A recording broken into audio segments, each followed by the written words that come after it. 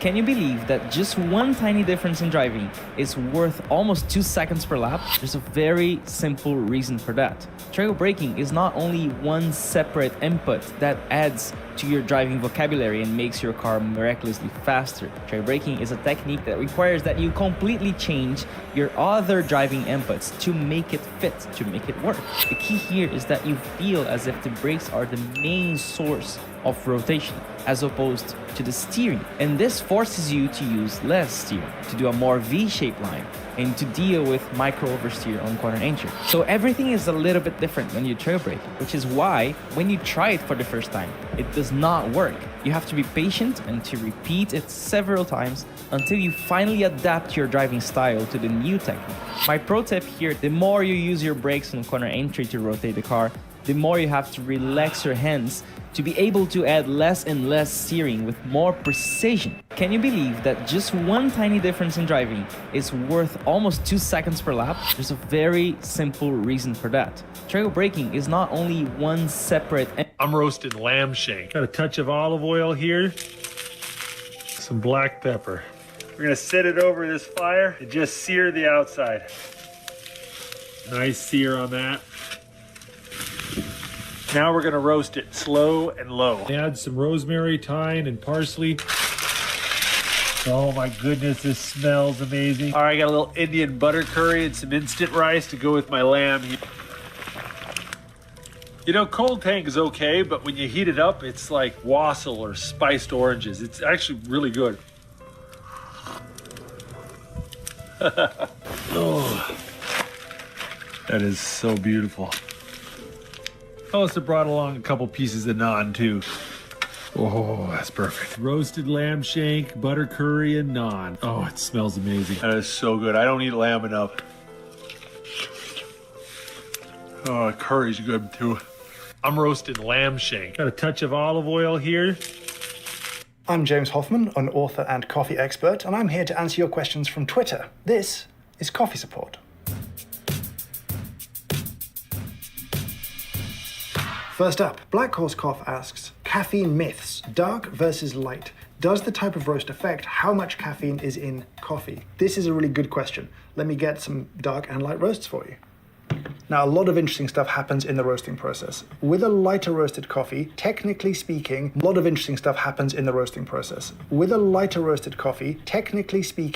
of the caffeine that was in the raw coffee is still in the coffee. To get a darker roast, the coffee spends more time in the roasting drum, and it gets up to the kind of temperatures where caffeine sublimates. It goes from a solid to a gas, which is kind of interesting. But this is the important thing. This coffee is denser, and if I took 10 grams of this coffee and 10 grams of this coffee, there'd be more beans to make up the 10 grams if I was using the darker roast. So while there might be less caffeine per bean, I'd be using more beans. And so ultimately, the amount of caffeine will vary a lot more by the type of coffee being roasted, whether it's Arabica or Robusta, whether it's high grown or low grown. The roast itself is not something you really need to worry about. Robin Jerry Lee asks, is there any good instant coffee? There is. There is good instant coffee now. For a long time, there was not instant coffee. The point of instant coffee was cheap coffee, and that applied to the raw coffee going into it. These days, there are good specialty coffees being turned into instant coffees, but really the difference is down to the raw materials. By putting good raw coffee, well roasted, into the whole process,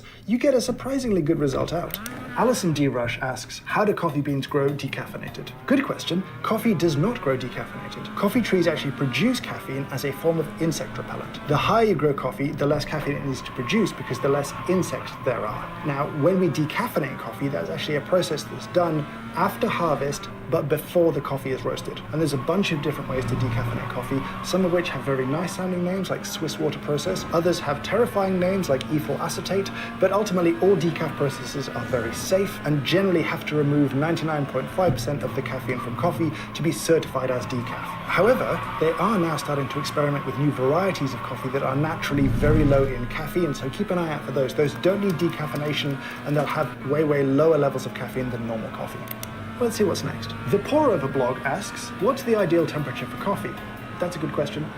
It has a bunch of different answers because I don't know at what point you're talking. If you're talking about brewing coffee, then generally speaking, close to boiling point is the right temperature for water for brewing coffee. If you're talking about drinking coffee, coffee, that's a very different answer. Now, the interesting thing is very hot coffee doesn't taste as good as coffee getting closer to kind of body temperature. When coffee goes from hot to kind of enjoyably warm, it starts to taste much, much, much better. And so letting your coffee cool down a little bit before you drink it gives you a more complex, more interesting experience. Ultimately, because you as a human, you're just not very good at tasting stuff that's a long way away from body temperature. JNKVNK asks, does anyone know how to make espresso without machine? LMAO. Okay, I have to do it. I have to just cover this quickly. The drink is technically espresso, not espresso. A large faction of the internet will get very angry with you for using the wrong one. I'm not one of those, and actually in France, it is espresso in France. Anyway, espresso is interesting. You can't really make it without a machine. Okay, here comes your first time lap. Espresso machines are really expensive because they do a bunch of stuff in terms of temperature and pressure and all that kind of stuff. But if you just want to make really good but really, really strong coffee, there are a couple of bits of coffee kit though that can make really delicious strong coffee. Let me show you what I mean. I love both of these, and they're very different, but they can both make really strong coffee. This is an AeroPress. It's super cheap, indestructible, $20-25, worth having, great to travel with.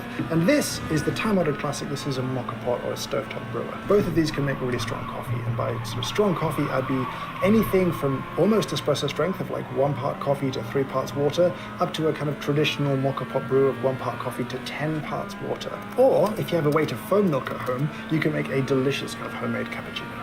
But Kaya next door asks, what about coffee makes me have to dookie? Like, I don't understand that part. It is weird. It's kind of weird that when you drink coffee, that can happen really quickly. Like really quickly. There's no way that it worked its way through your digestive tract all the way down and then made the magic happen. So science doesn't truly understand what's going on. The sort of main theory is that it actually triggers a hormone response. So when you drink coffee, your body releases a hormone, and that's what triggers the need to run to the bathroom with great speed. At Sleepy Lyra asks, why do people put milk and sugar in their tea and coffee, especially sugar? Like, calm down and learn to love the bitter and not alter and change what the drink is supposed to be.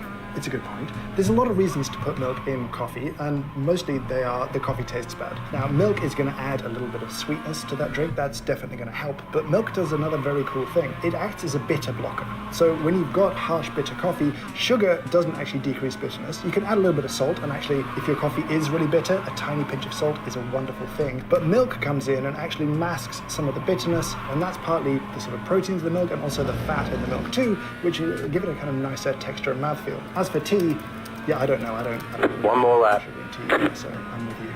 At Snack Impact Pod asks the timeless question, what's the difference between hashtag cold brew and hashtag iced coffee? This is a big one, and this is where people really divide into camps, especially on the internet. So cold brew is cold coffee made with cold or room temperature water. That means you have to steep it for a really long time because cold water isn't very good at pulling the flavors out of the grounds. Iced coffee is hot coffee made strong and then rapidly chilled by brewing directly onto iced. That way you tend to get all of the complexity of the sort of coffee because it was brewed with hot water, but you get a nice chilled, delicious beverage at the end of it. Cold brew is generally less kind of complex and interesting and has a kind of cold brew taste that some people really like, and other people, especially those who work in the coffee industry, tend to identify as a slightly oxidized and stale taste in coffee, and they get very angry about cold brew. However, a lot of people think cold brew is better for their stomachs, they like the taste. If you enjoy cold brew, enjoy cold brew, but if you really love cold coffee, I would recommend at least trying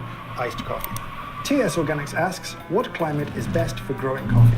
The best climate for coffee has a couple of really important things. It has warm, sunny days and then cool evenings. You tend to find that at higher altitudes. The lower altitudes will get lots of sun, but they won't have the cool evenings. The reason you want this kind of diurnal swing, as they call it, between days and nights, is that you want to feed the fruit of the tree with loads of sunshine, but then you want cool nights to slow the maturation process. That gives you a denser coffee seed, a more complex, ultimately, cup of coffee at the end of it. So the best, most valued, most kind of delicious coffees tend to come from countries that have tons of very high altitude. Colombia or Panama or Costa Rica, Ethiopia, Kenya, countries like that. Then you also have these weird little sort of exceptions to the rule, which are called island coffee. So places like Hawaii, where you have less altitude. There's the flag. It's over. You get the cool sea breeze coming in the evenings. You get this kind of matching climate where you have warm sunny days and cool nights. On to the next one. Labsplaining asks, okay, I have an important question for coffee drinkers. How much coffee do you put in your coffee? What's your grams to water ratio? Because apparently, compared to my friends, I drink pure rocket fuel.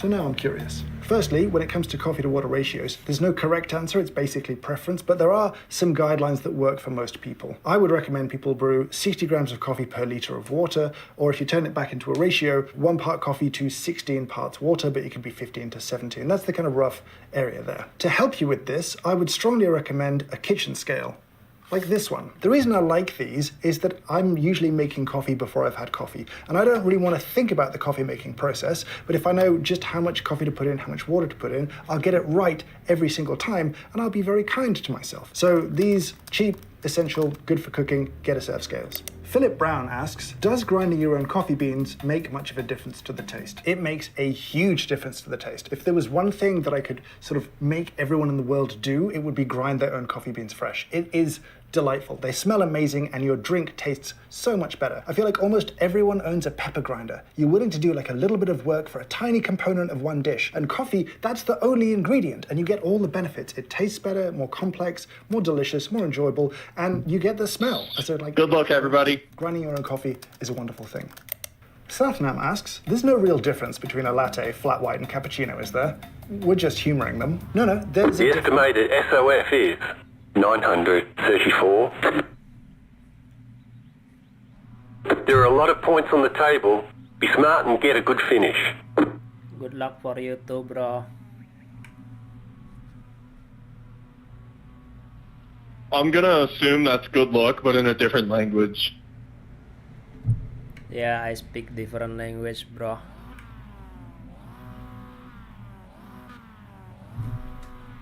I figured. I'm only fluent in American, sorry.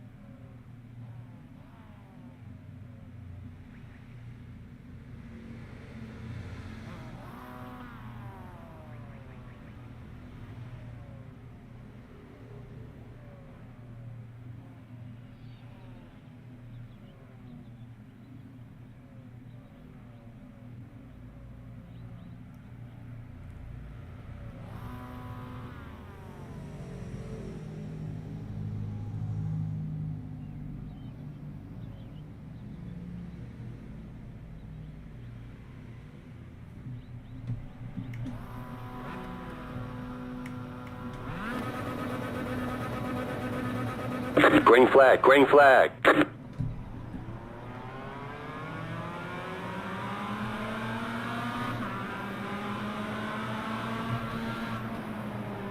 Left side. Still there, hold your line. Stay on the right. Stay on the right. Clear on the left.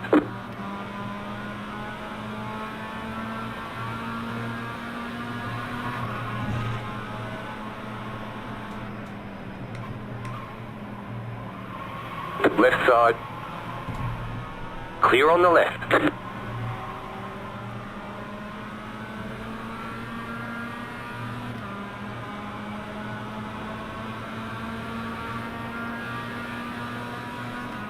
Car right.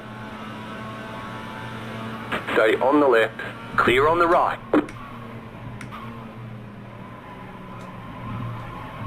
Left side. Clear on the left.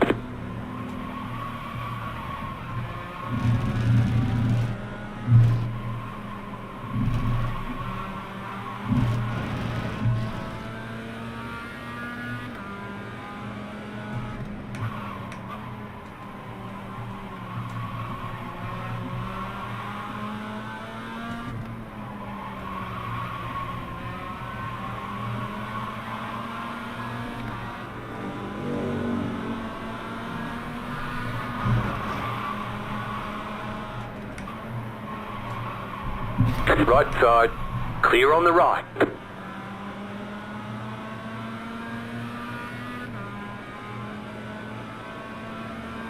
We got damage on the front end. Reduced aero might slow you down on the straights. You're now in third. 10 minutes to go.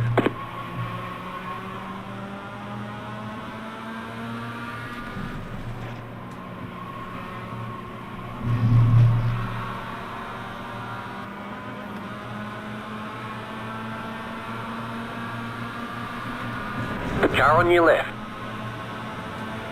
Stay on the right. Clear, left side. Clear. Car right. Keep to the left.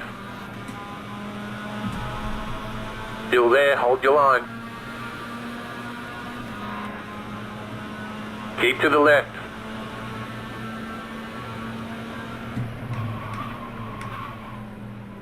Still there, hold your line. Clear. Right side. Clear on the right.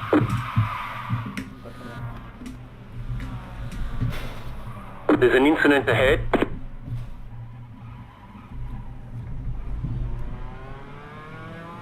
Left side. Keep to the right. Clear.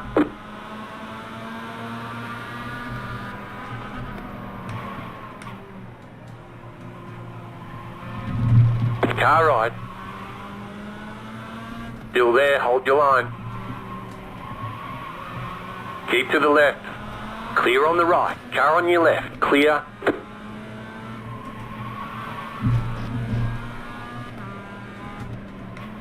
You got a slow car on the left. Go right.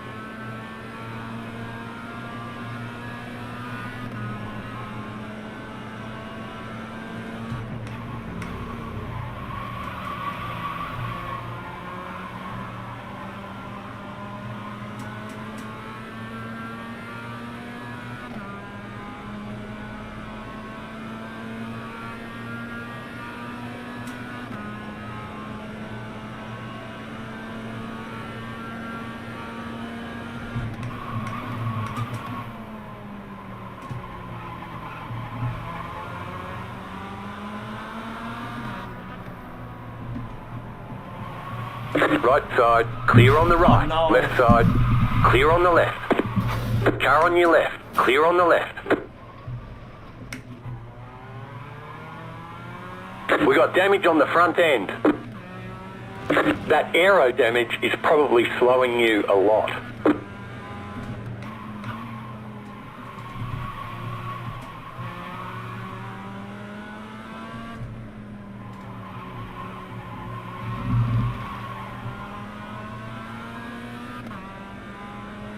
The car in P1 just set the fastest lap, 45.297.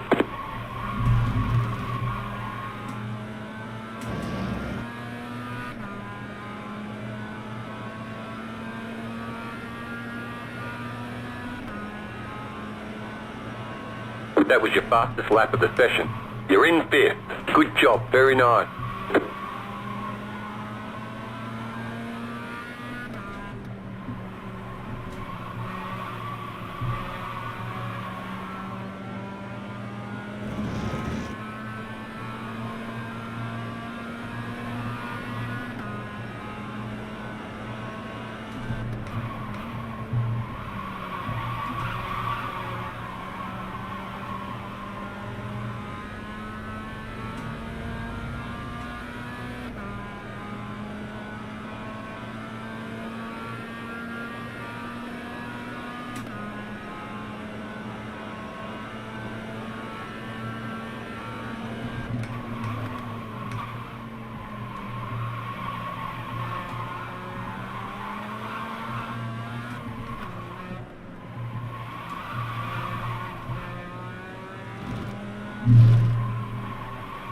The car stops on the left.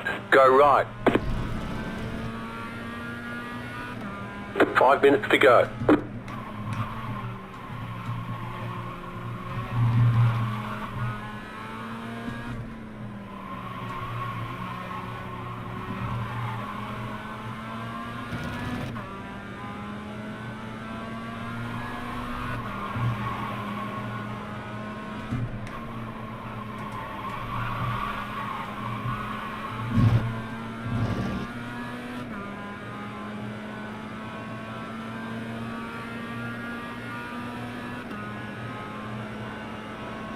That was your fastest lap of the session.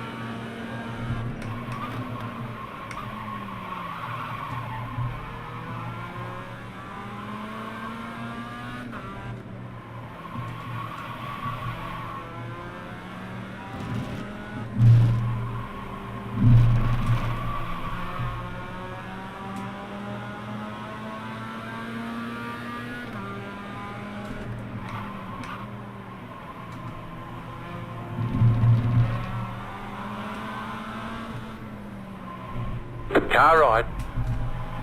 Clear.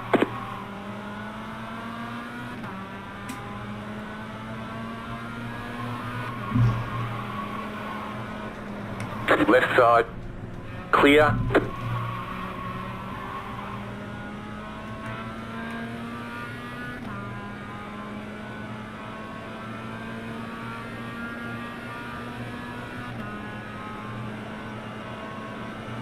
You're back in fourth position.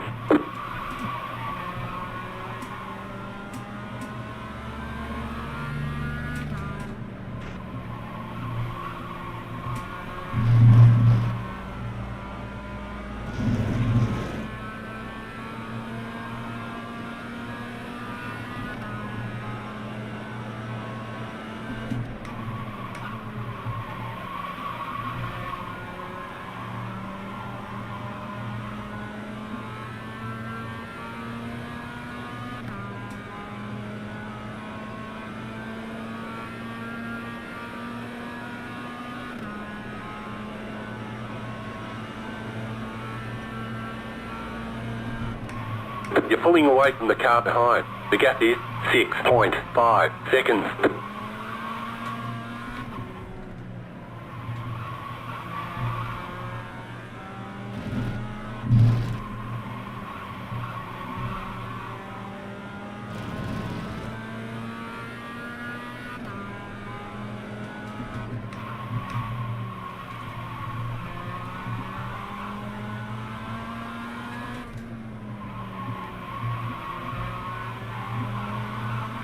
The leader is running 45.93. White flag, white flag.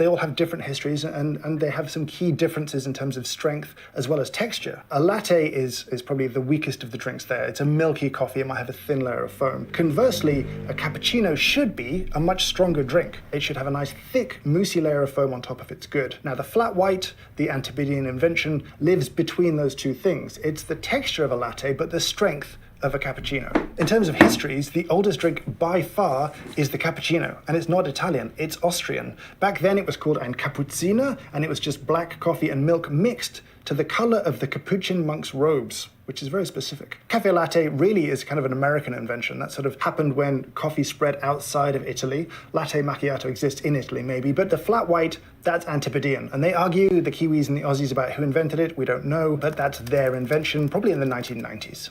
Bob Hyatt asks, okay, coffee snobs, help me in my ignorance. The difference between drip coffee and pour-over coffee is, well, not that much. In terms of the finished drink, they're the same thing. It's kind of down to how they're made. If you see pour over in a cafe, that's probably an individually made cup of coffee where you have something like a cone, coffee inside, and someone's pouring water over the top of it. Drip is kind of the category of filter coffee, and it can come from a batch brew, it can come from a pour over, a Mr. Coffee at home. That's all making drip coffee. Pour over is just like the fancy subset within drip coffee. Van Vicious asks, I was thinking that maybe siphon for coffee brewing works the same like a bong, eh? Hashtag bong, hashtag coffee, hashtag weed. Can't speak to bong usage, but I will show you how a siphon works because it is a lot of fun.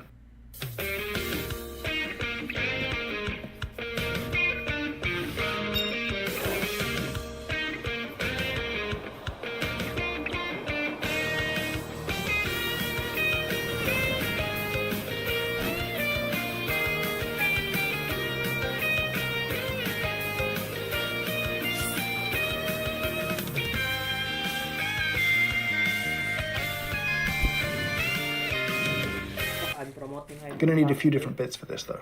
This is the fanciest way to heat a siphon. This is an halogen light heater.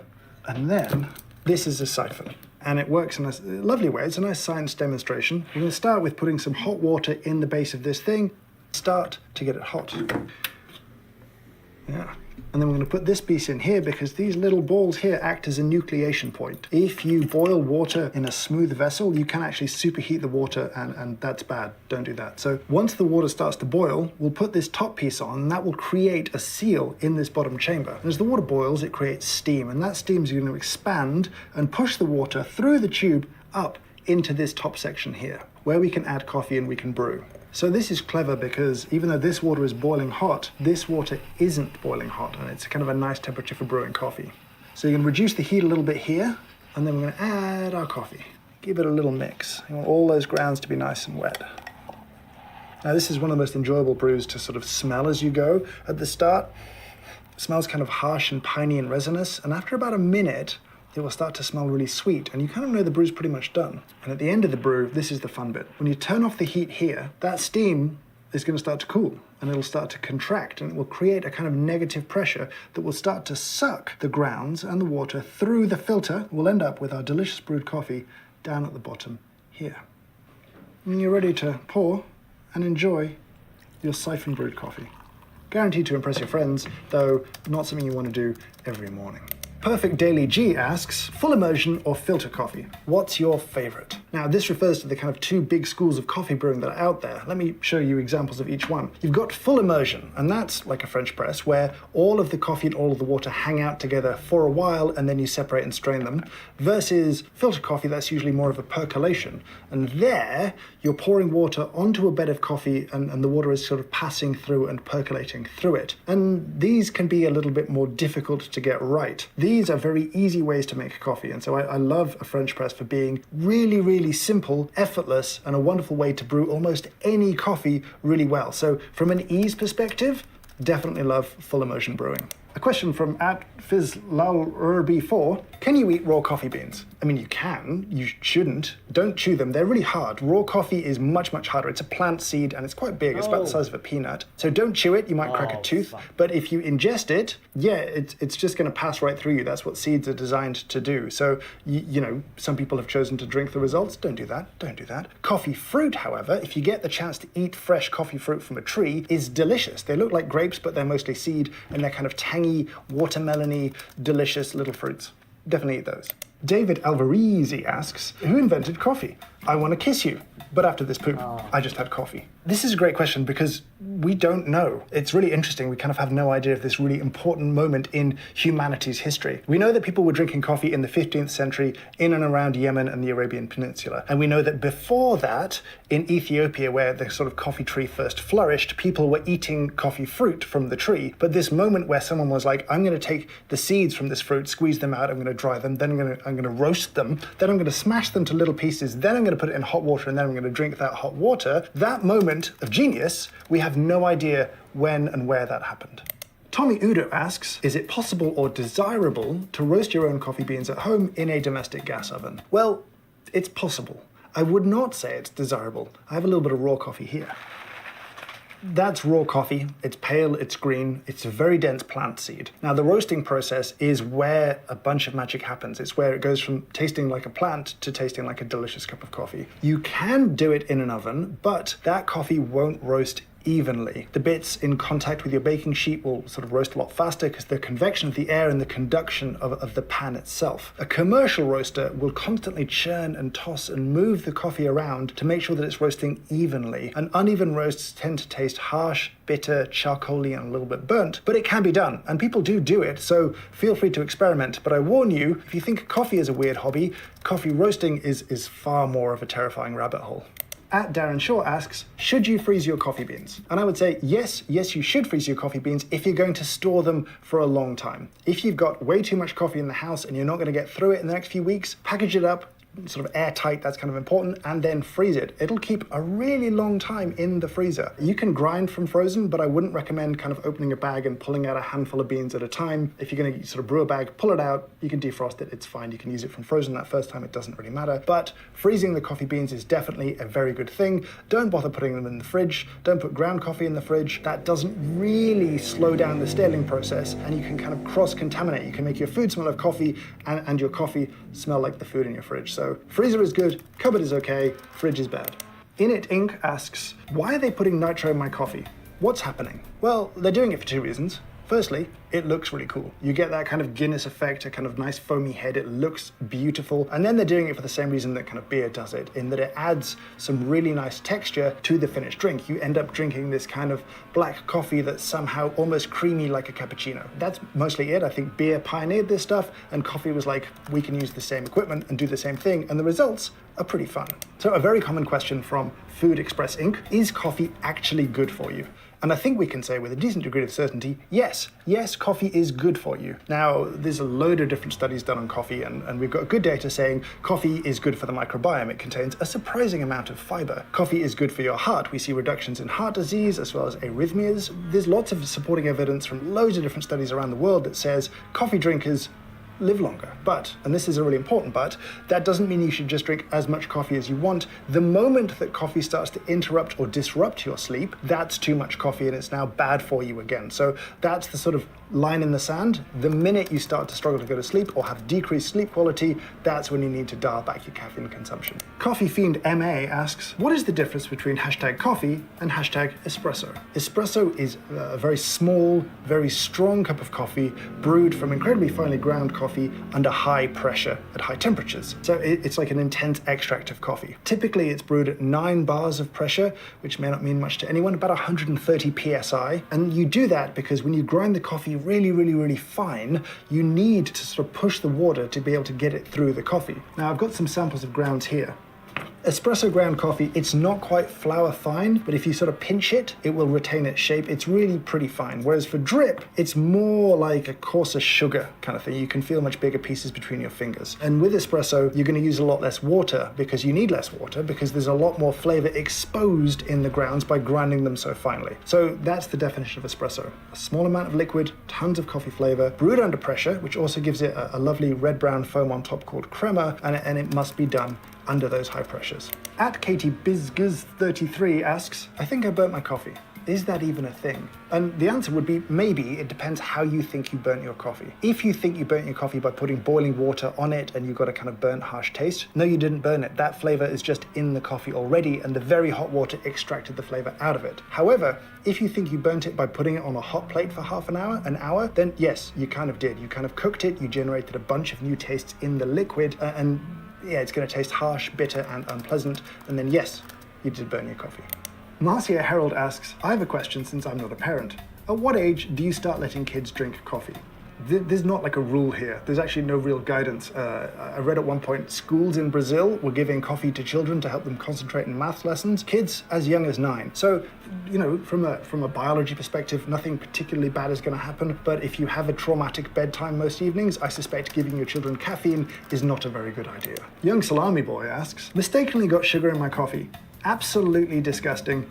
Who does this? A lot of people put sugar in coffee. Now, sugar doesn't reduce bitterness, but a lot of bad coffee can also be quite sour. And at that point, sugar is kind of making things a little bit better, the way that sugar makes lemon into lemonade. So sugar does balance out acidity, make the whole thing more enjoyable, and ultimately, a little sugar helps the medicine go down. But if your coffee is good to start with, if it's well brewed, if it's, fresh, it should have a nice natural sweetness, it shouldn't be dominantly acidic or bitter, then sugar kind of makes it all kind of out of sorts, out of balance, and it does indeed ruin it. So good coffee needs no sugar, but if you like a little sugar in your coffee because you like sweet things, then go right ahead. At Molly Wood asks, why does coffee taste gross when you microwave it? And it's not just microwaves. If you reheat coffee from, say, cold back to kind of hot again, what you're doing is feeding in a bunch of energy and getting a bunch of chemistry going again. And that chemistry generates new flavor compounds. Those are often quite harsh, astringent, and bitter. And so you just want to avoid reheating coffee. Sadly, if it's gone cold, there's not much you can do to make it taste good again. VidCon asks, how many cups of coffee a day is too much? And this is a difficult one to answer. I'll give you what we know. There is a guideline from most places saying for caffeine consumption, 200 to 300 milligrams a day is your recommended dose. That's great, except you have no idea how much caffeine is in the particular cup of coffee that you're drinking. And two competing businesses will sell, let's say, 2 cappuccinos that will have wildly different amounts of caffeine in them. In addition to this, there is a genetic component. Some people are fast caffeine metabolizers, some people are slow caffeine metabolizers. So generally speaking, for most types of coffee out there, 3 or 4 cups a day is probably fine, unless it's messing with your sleep. Some people can drink more and feel absolutely fine. They can have a double espresso after dinner and go straight to sleep. They are the fortunate few. But for most people, 3 or 4 cups a day, I would say, is a good sort of level to aim at. At Aimer, Anna asks, what makes Turkish coffee has this strong spice taste to it? Well, the strong bit is how you grind coffee for Turkish brewing. You grind it almost as fine as flour. So it's going to be very strong because you're going to get all the flavor out of those grounds. Secondly, it is not unusual to add spices to the pot as you're brewing. Cardamom is very common, and that will obviously give it a delicious sort of spicy twist. At Salt Grumpy asks, Irish whiskey in my coffee. Good for a cough suppressor, right? I can't speak to that aspect of it. If that works for you, that's great. It is delicious, though. I think whiskey and coffee are totally good friends, and not just Irish whiskey. All whiskeys and coffee, I think, can play very nicely. Recommended if you haven't tried it. And finally, Aksha asks, what happened to Dalgona coffee? You're moved on so quick. Well, they let us go outside again. I think that was a key part of this. Dalgona blew up during the pandemic when we were stuck inside, and it involved things that most people had at home. It was instant coffee, sugar, and a little bit of water, a whisk, and spare time. We all had those things, and I think Dalgona was the perfect coffee treat for the time. However, as fun as it is, it's not particularly delicious, and I think once we could start going to cafes again and enjoying the great coffee scene, we wanted to do that. All right, those are the questions. That was coffee. On this. Ladies and gentlemen, start your lawyers. I'm Jeff Kroom. I'm a cybersecurity architect and adjunct professor at NC State University. Let's answer some questions from the internet. This is History of Hacking Support.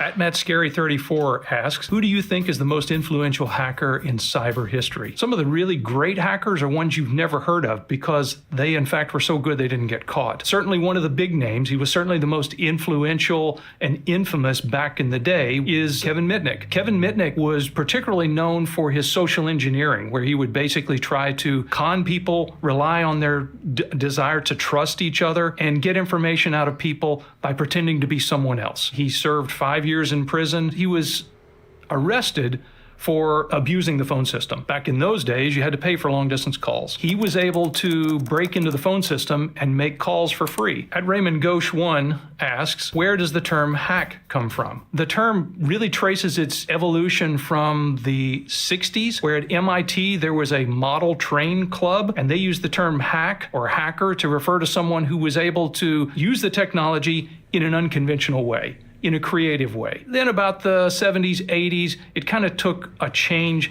and most people began to associate hacking with unauthorized access. In the security community, we actually refer to at least 3 different types, and we refer to them by their hat color, believe it or not. No, they're not actually wearing hats necessarily, but we refer to black hats as the ones who are breaking into systems in order to do damage, in order to steal things, operating without permission. The white hat hackers, those are more like that original terminology that we referred to with the group from MIT, who were basically hobbyists trying to find out where the limits of the technology, this sort of thing. They report those vulnerabilities, and they're trying to do something for the overall good. Now, you've got something in between, a gray hat hacker, where they claim to be doing some good, but maybe they don't, they cross a few lines here and there. James K. Polk, how did computer hackers do their hacking back in the 60s and 70s? It was all about physical access, because computers, there was no internet. All the computers that existed were pretty much in very known places. A company had a data center. It was on raised floor. It had to be cooled with air conditioning. The entry and access to those systems was controlled via badge reader. There were cameras. So it was basically security with guards, guns, and gates back in those days. If you didn't have access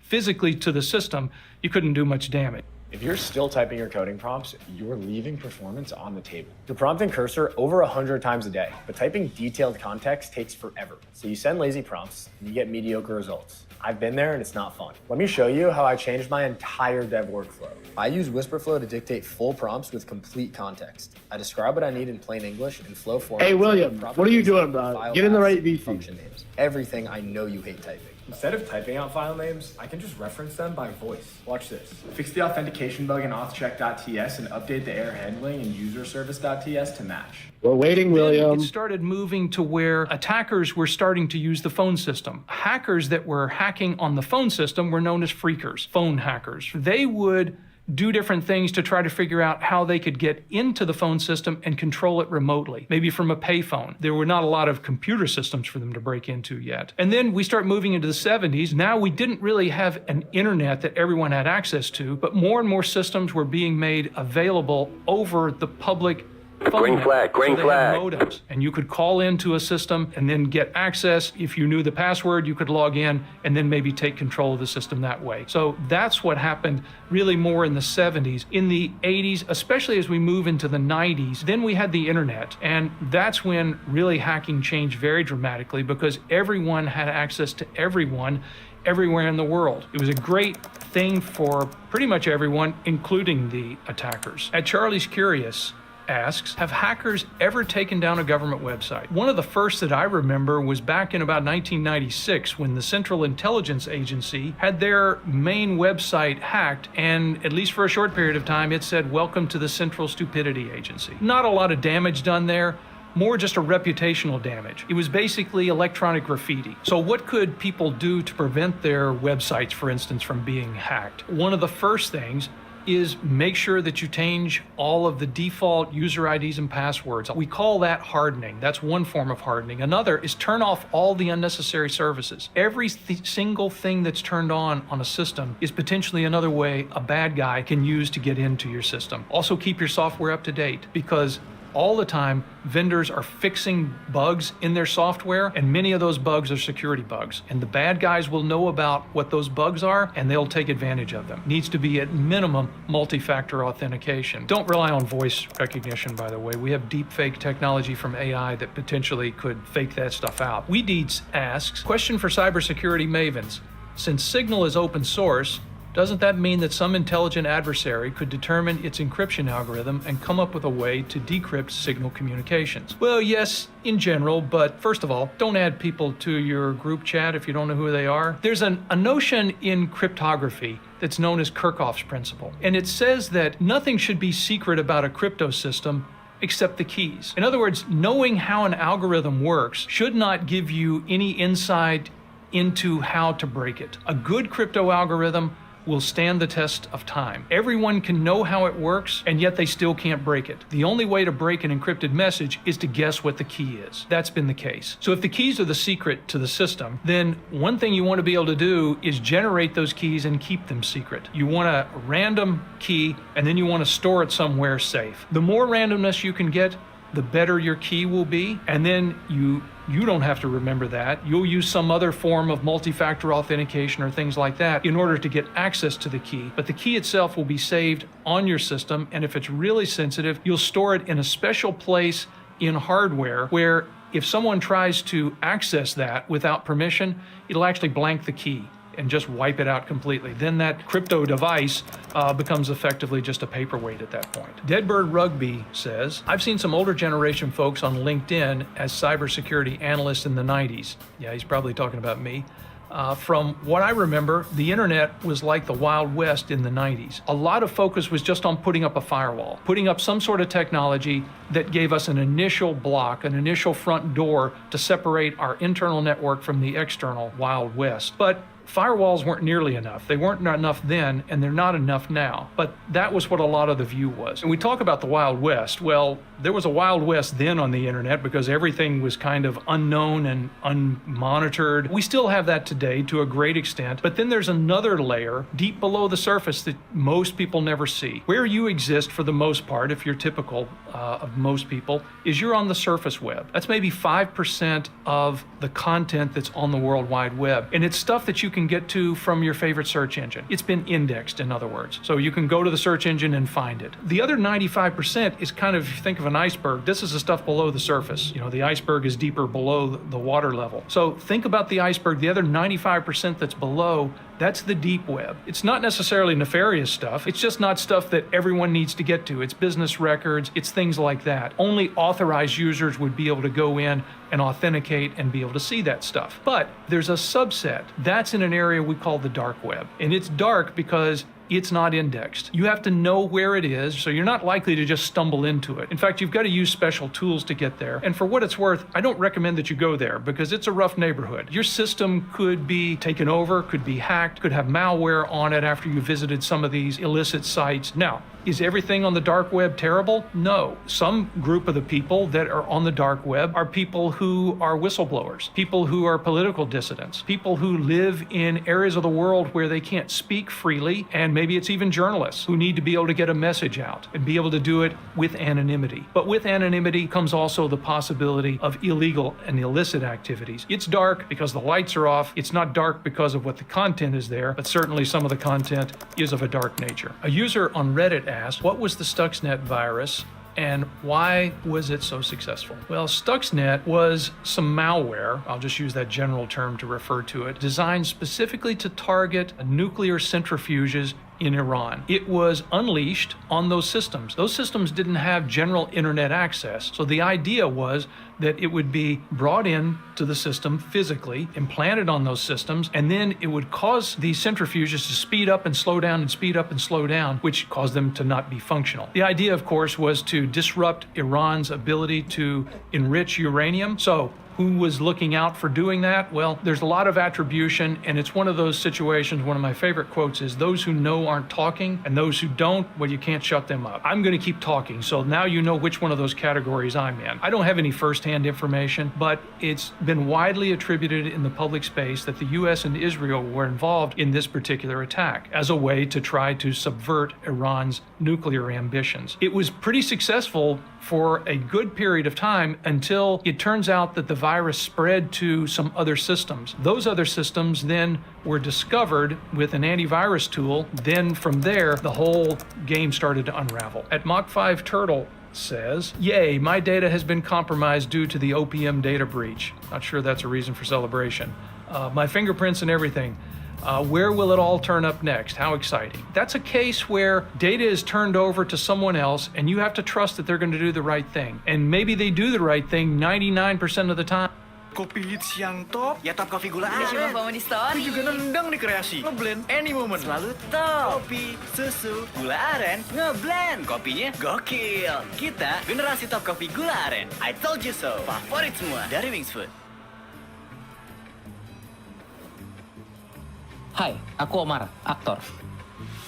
Buat aku, kerjaan harus dibuat ringan. Biar acting stand out, productivity level up. Gue juga Omara, book lover. Pilih yang tipis, inspirasi nggak akan habis. Nyari konten baru, langsung nemu. Gemini, buatin caption doodle ini dong. My daily dose of sunshine and a little bit of sass. Kreativitas, totalitas. Apapun fashionmu, semua jadi seringan itu. Samsung Galaxy Tab S11, just like that. But it's that other 1% where they didn't, and then that's where an attack occurs. So what can you do about this? Well, first of all, don't give your data to places where you don't have to. And most people give their data up very freely for very little in exchange. So make sure that you're understanding the bargain. Understand that your data is worth something to those companies. That's why they want to keep it. And make sure that what you're getting back in exchange for it is really a fair bargain. Also, you can do some things like credit monitoring, like credit freeze, credit lock, things like that. So that way, if someone tries to open a line of credit in your name, tries to get a credit card, tries to get a home loan, whatever like that, they try to do that in your name using information that they got from one of these data breaches, well, they won't be able to. That's something that you can do, at least in the US, and there are probably similar things you can do in other countries as well. At SC Magazine asks, a question for cybersecurity pros, would you ban TikTok from your organization over security and privacy concerns raised about its ownership being based in China? First of all, my general approach to bans is I don't think they work, not in the way that people hope that they will. When you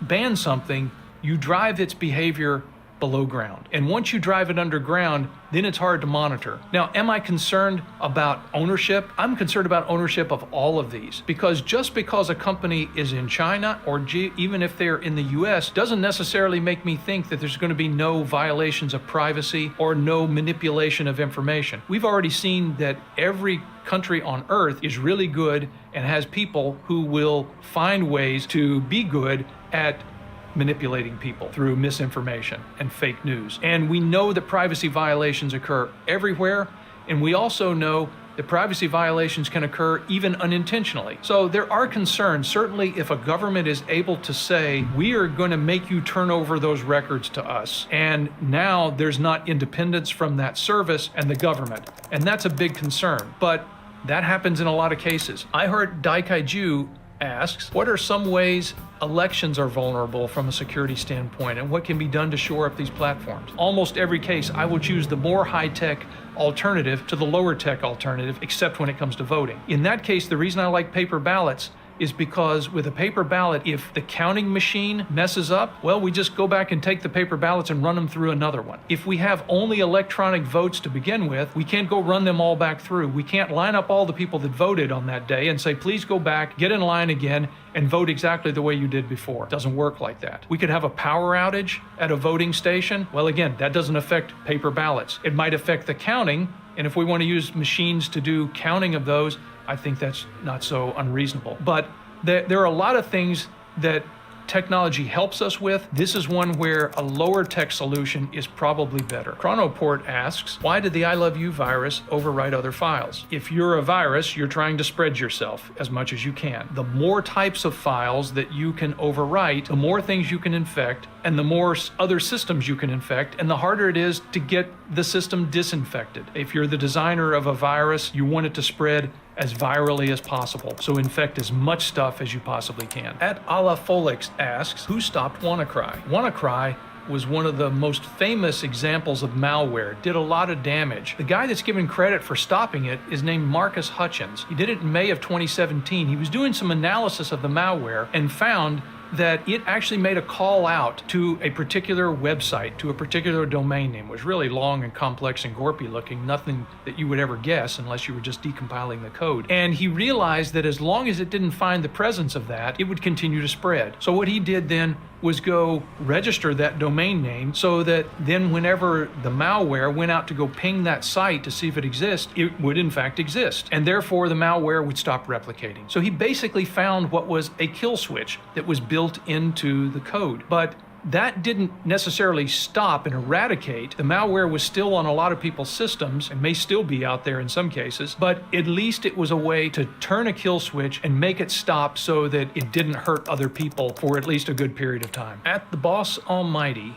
asks, how exactly can hackers shut down a pipeline? I'm assuming this is a reference to the Colonial Pipeline ransomware case that was very infamous because, in fact, there was a pipeline that transported oil across the southeastern portions of the U.S. Well, it turns out that the attacker, the actual malware, the ransomware, did not actually shut down the pipeline. The operators of Colonial Pipeline decided they needed to shut it down in order to prevent further damage because they weren't quite really sure what was going on. They knew that they had experienced a ransomware case. They were being demanded a $5 million ransom in order to restore the systems, and they, in an abundance of caution, just felt like it was better to shut things down until they could figure out what happened. My work is easy because I use ClickUp. Here's how I keep track of all my tasks. I start by brain dumping everything I need. They eventually did turn things back on, and of course we got back in operational. Interesting sideline with that story is they actually paid the $5 million ransom, but here was the unhappy part of that ending. The attackers gave them a tool that would decrypt the data that had been encrypted. So they paid the ransom, they got the tool, but the tool was so inefficient and so slow that it would never have recovered the data in time to do anyone any good. So they ended up having to rely on their own backups, incomplete as they might have been. And so they paid the $5 million ransom, didn't get their data, and it was kind of a worst of both worlds situation. However, in the end, there was one more twist, and that was that the FBI actually recovered half of that ransom. Don't expect that to happen in your case. At Noble Infantry asks, what is a firewall and how does it work? Well, a firewall was a building mechanism that was fire retardant materials that would at least slow the spread of fire from one unit to the next. Now, when you apply that concept into network security, it's a place, a zone of separation where we're going to keep one level of trusted network away from another. Maybe an untrusted internet, we'll keep that separate from a trusted internal network. And the firewall will basically be the gatekeeper. So we'll have a security policy in it, and it will look for certain types of traffic and say that kind of stuff can come in, this other kind of stuff we're going to block because we don't use that kind of traffic. We don't need traffic coming from that area of the internet, or we don't need users of that sort. They're not part of our organization. So we put a gating factor, basically a guard between areas of networks where we have different zones of trust. AI Pitchside asks, I'm curious to know how people balance online security with the need for convenience. Do VPNs really offer the anonymity we think they do? The original purpose of VPNs was really just as a way to transport sensitive information over a public network. So if I wanted to send a secret message to you that only you could see and that someone else who saw the traffic going across the internet would not be able to read, I would encrypt the message and then send it to you. So that way we have an encrypted connection between the two of us. Now, the VPNs that most people use today not only can do that, but they also will hide the IP address that you're coming from. And that's where you start to get some of these anonymity features. The idea is that your ISP, whoever it is that's providing your internet connection and getting you as the on-ramp onto the highway that is the internet, they know what your IP address is, and they can see everything that comes and goes into your home network or into your computer itself, unless you use a VPN, which then all they can do is see where the packets are coming from and where they're going, but they can't see the contents of it. So that gives you a certain level of anonymity. However, if you use a VPN, then what it will do is also hide where your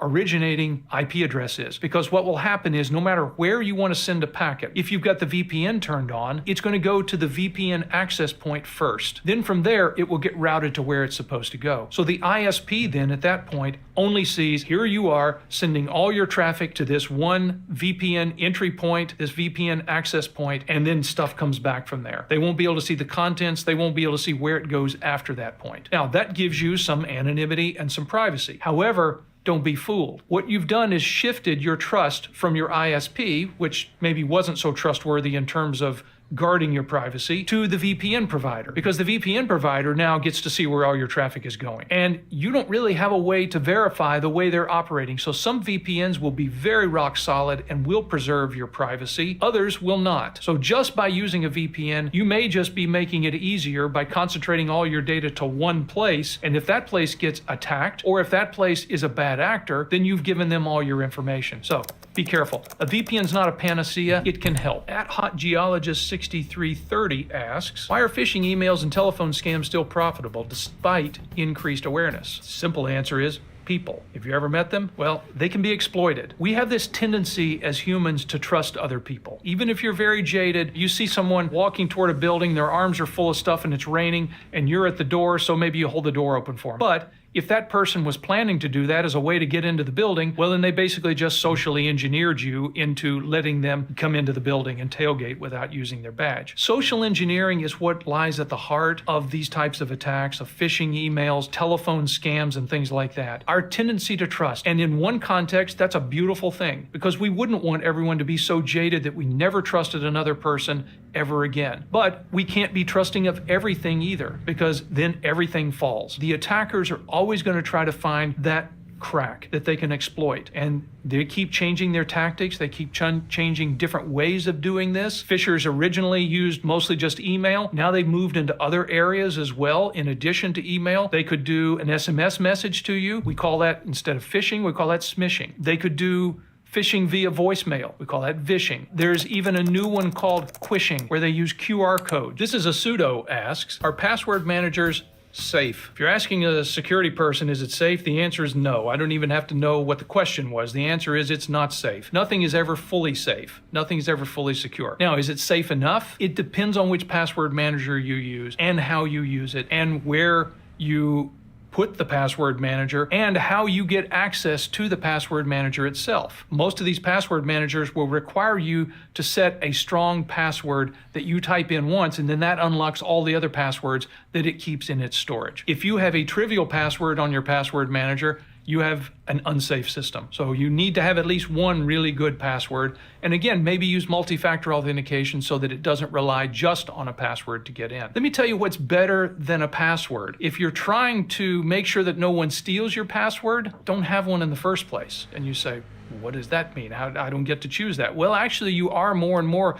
getting to choose a newer technology called passkeys. There's an organization called FIDO, Fast Identity Online, that came out with this standard. And passkeys sounds like the same kind of thing, password, passkey. It's actually very different. Passkeys use cryptographic techniques. You don't have to remember what the password is. You don't have to choose what the password is. You unlock your device. The passkey is a cryptographic key that's kept on your device and may or may not be synced with other devices that you have. It's relatively phishing resistant, if not almost impossible to phish, because it uses a challenge response system. And all of this stuff happens under the covers.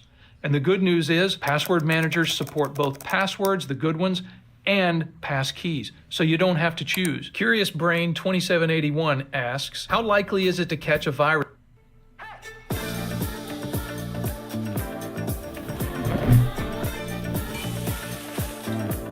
nowadays, assuming a standard up-to-date antivirus? It's actually still very possible. We continue to see that certain types of malware proliferate. Thankfully, we've gotten a little better at this, but the problem is the game constantly keeps changing. So then we had to, as an industry, come out with things that were not just looking for literal signature, that is, a string of bits that were in there in the particular malware itself, and that was the identifier. Now we're looking for things like behaviors. And if we're looking for those behaviors, maybe we're able to block these things more often. A lot of these viruses and malware will exploit different vulnerabilities in software. So that's why as patching and updating of software levels has become more and more automated, we've been able to deal with a better defense than we had back in the day when these things were first coming out. Reboot your system every so often, because some viruses and malware are not able to survive across a reboot, so you'd like to get rid of those and clean things that way. But in general,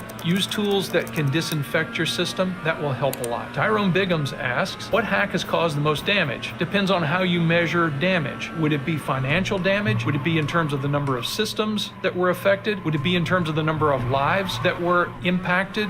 Would it be in terms of the number of lives that were lost? There's a lot of different ways to look at this. There was one case where a ransomware instance happened at a hospital, and it caused the hospital systems to not be available, and they started redirecting emergency traffic to other hospitals. One person died during transport to a more distant hospital. So there's a case where indirectly ransomware cost a person their life. At Sector, Quadruple 07 says, but what is the CIA triad? Well, CIA, if you talk to a cybersecurity person, probably doesn't mean Central Intelligence Agency, although it could. We think of this as one of the classical security teachings, and that really lies at the fundamentals of everything in cybersecurity. Everything in cybersecurity is about these three: confidentiality, integrity, and availability. So CIA, here comes your third time lap. integrity, and availability. That's really everything we do in cybersecurity is about doing those three things. At Gunblaze 1969 asks, what was the name of the first computer virus? Well, if you use the term virus in the larger sense of malware, I'm actually going to shift this question to refer to the first real example that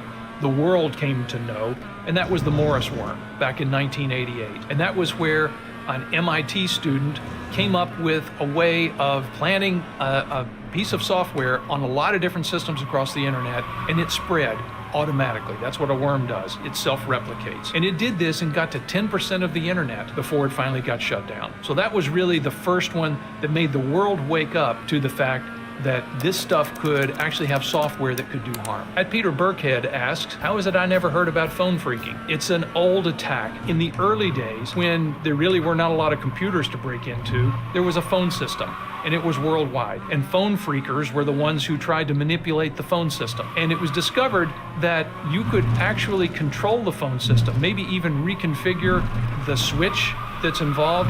You could get free long-distance phone calls. There's a lot of different things you could do, and you could do this because the phone systems used a specific tone in order to put them into a management control mode. That mode was triggered by a tone at 2600 hertz. So if you could whistle 2600 hertz or get a tone generator and hold it up to a phone, you could then take over the phone and maybe even penetrate into the system from that. It turned out that Captain Crunch, the cereal, came out with a toy prize, a whistle inside. And guess what? That whistle blew 2600 hertz. Now, Captain Crunch, I'm sure, had no idea that that's what was going to happen when they did that. They were just making a toy for kids. But the phone phreaker community learned about that pretty quickly, and they got all over that and bought up a lot of Captain Crunch boxes. And now they were able to go into payphones and get free phone calls. But you don't hear about it much now because nobody really pays for long-distance phone calls. Barrowwolf asks, what movie has the most realistic concept of hacking? Sorry, movie industry, I'm not sure any of them have gotten it really all that right. How it works in the real world is not necessarily all that exciting to watch. It's often hours and hours of just mind-numbing activity of running different programs in the background until finally you trip onto something. It's not something that makes for a great spectator sport. So that's why you see the movies take liberties with this in order to make it a lot more interesting. I don't know if hackers ever actually say, I'm in, but in every movie they certainly do. Okay, those are all the questions. Thanks for watching History of Hacking Support. This is your brain when you're struggling to focus. And this is your brain when you're in the zone. But getting in the zone and staying there, that feels more like luck than something you can control. So that's why we made Brain FM. It's like a do not disturb setting for your mind, and it gets you focused in just 5 minutes. Using science and sound, Brain FM guides your brainwaves into an optimal state for productivity called neural phase locking, which lets different parts of your brain work together more easily. Compared to average music, Brain FM actually increases and sustains your focus over time, letting you stay in the zone for as long as you want. You can also use Brain FM for relaxation, meditation, and even sleep. But don't take our word for it. Join millions of others and try it yourself.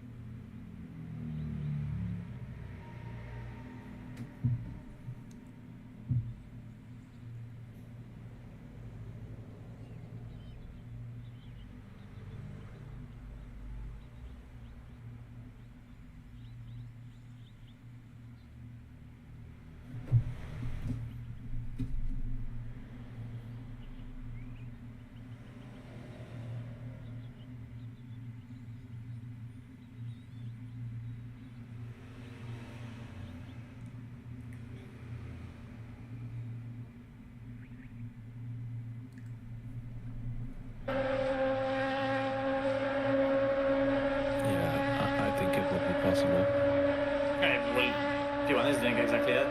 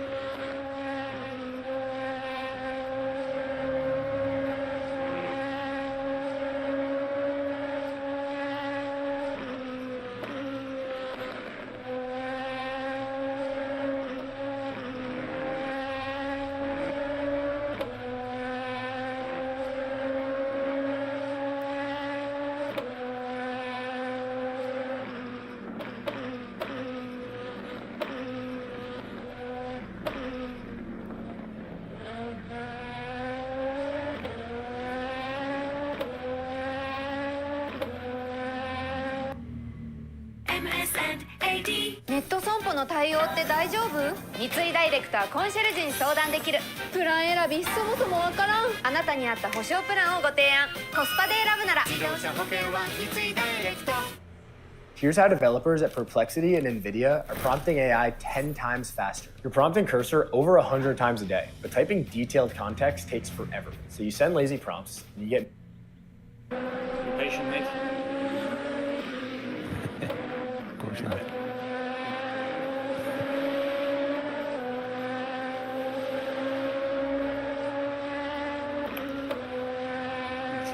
At least the cutback was relatively low time loss.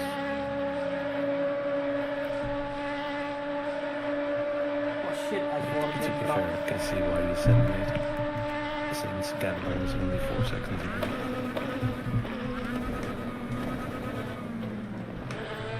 Green flag, green flag.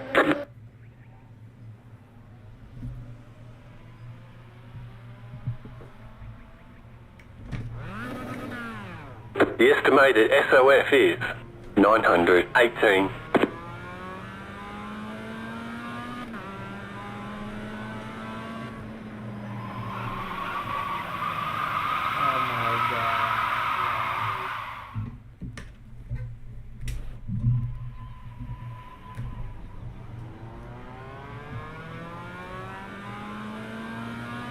The car stops on the left.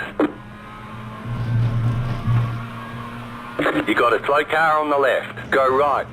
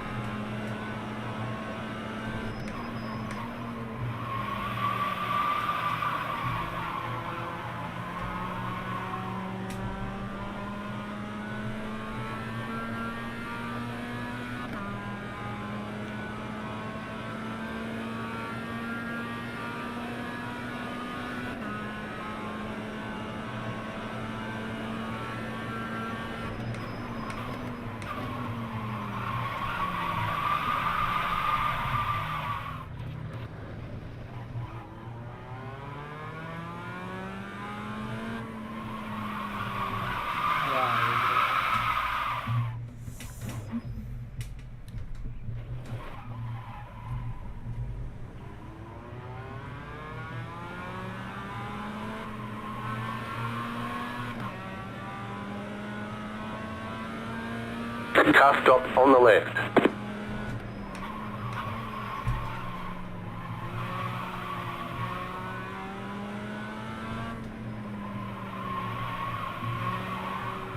Ten minutes to go.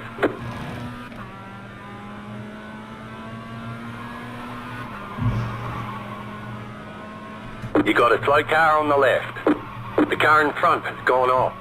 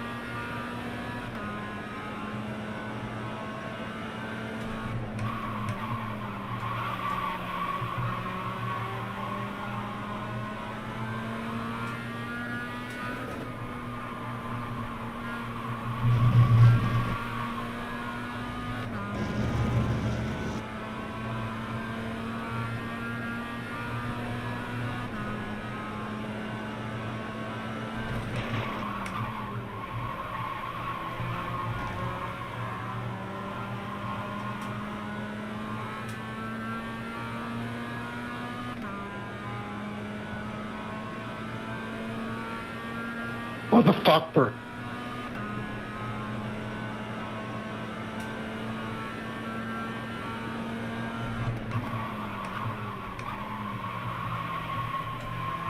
That's a report.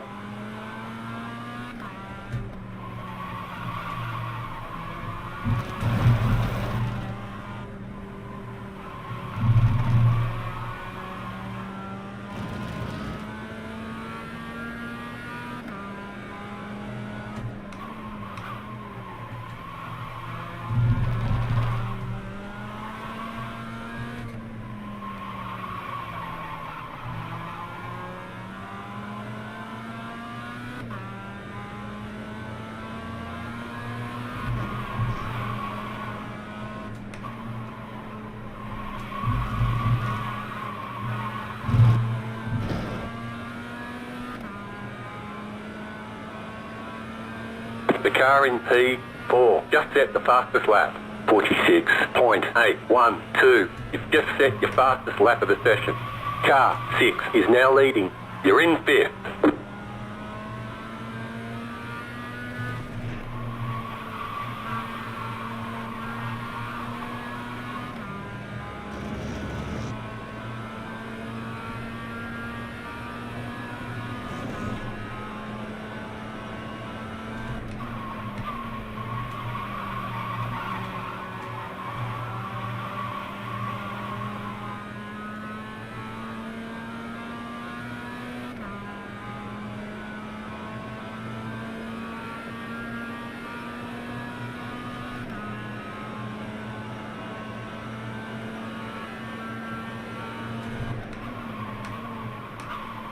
Car stop on the left.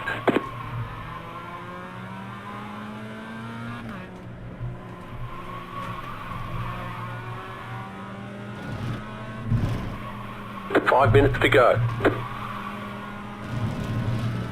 You're gaining on the car in front. The gap is 3.9 seconds.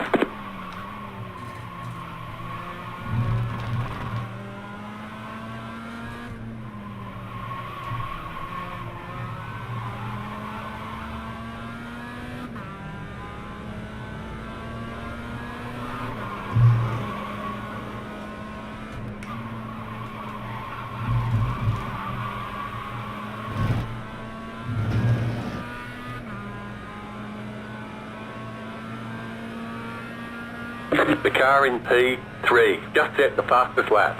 46.678. You just set the fastest lap. Car 2 is up the front.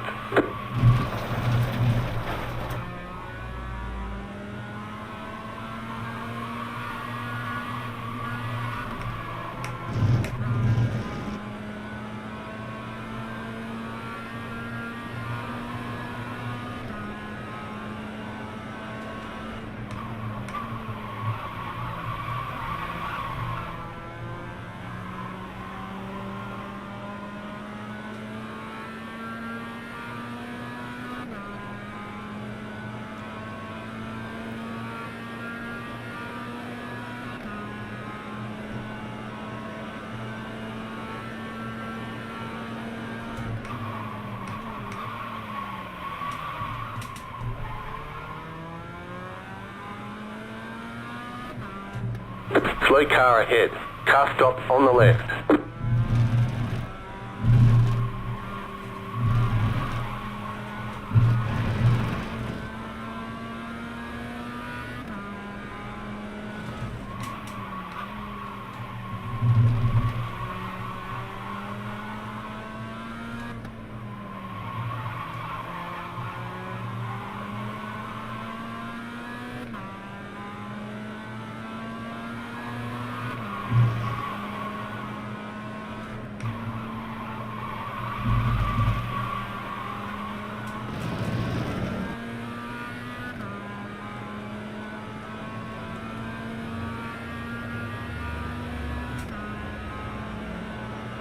You're in fourth position.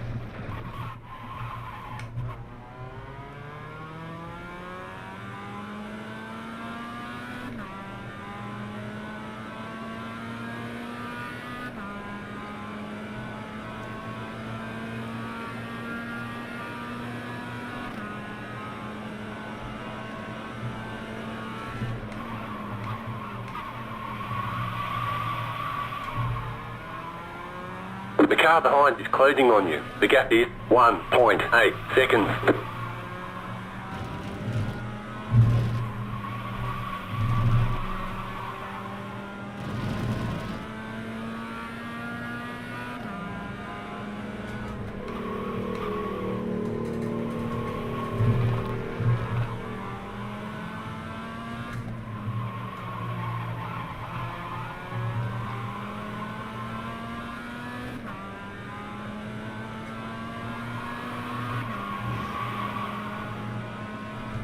The leader just did a 46.196. Last lap.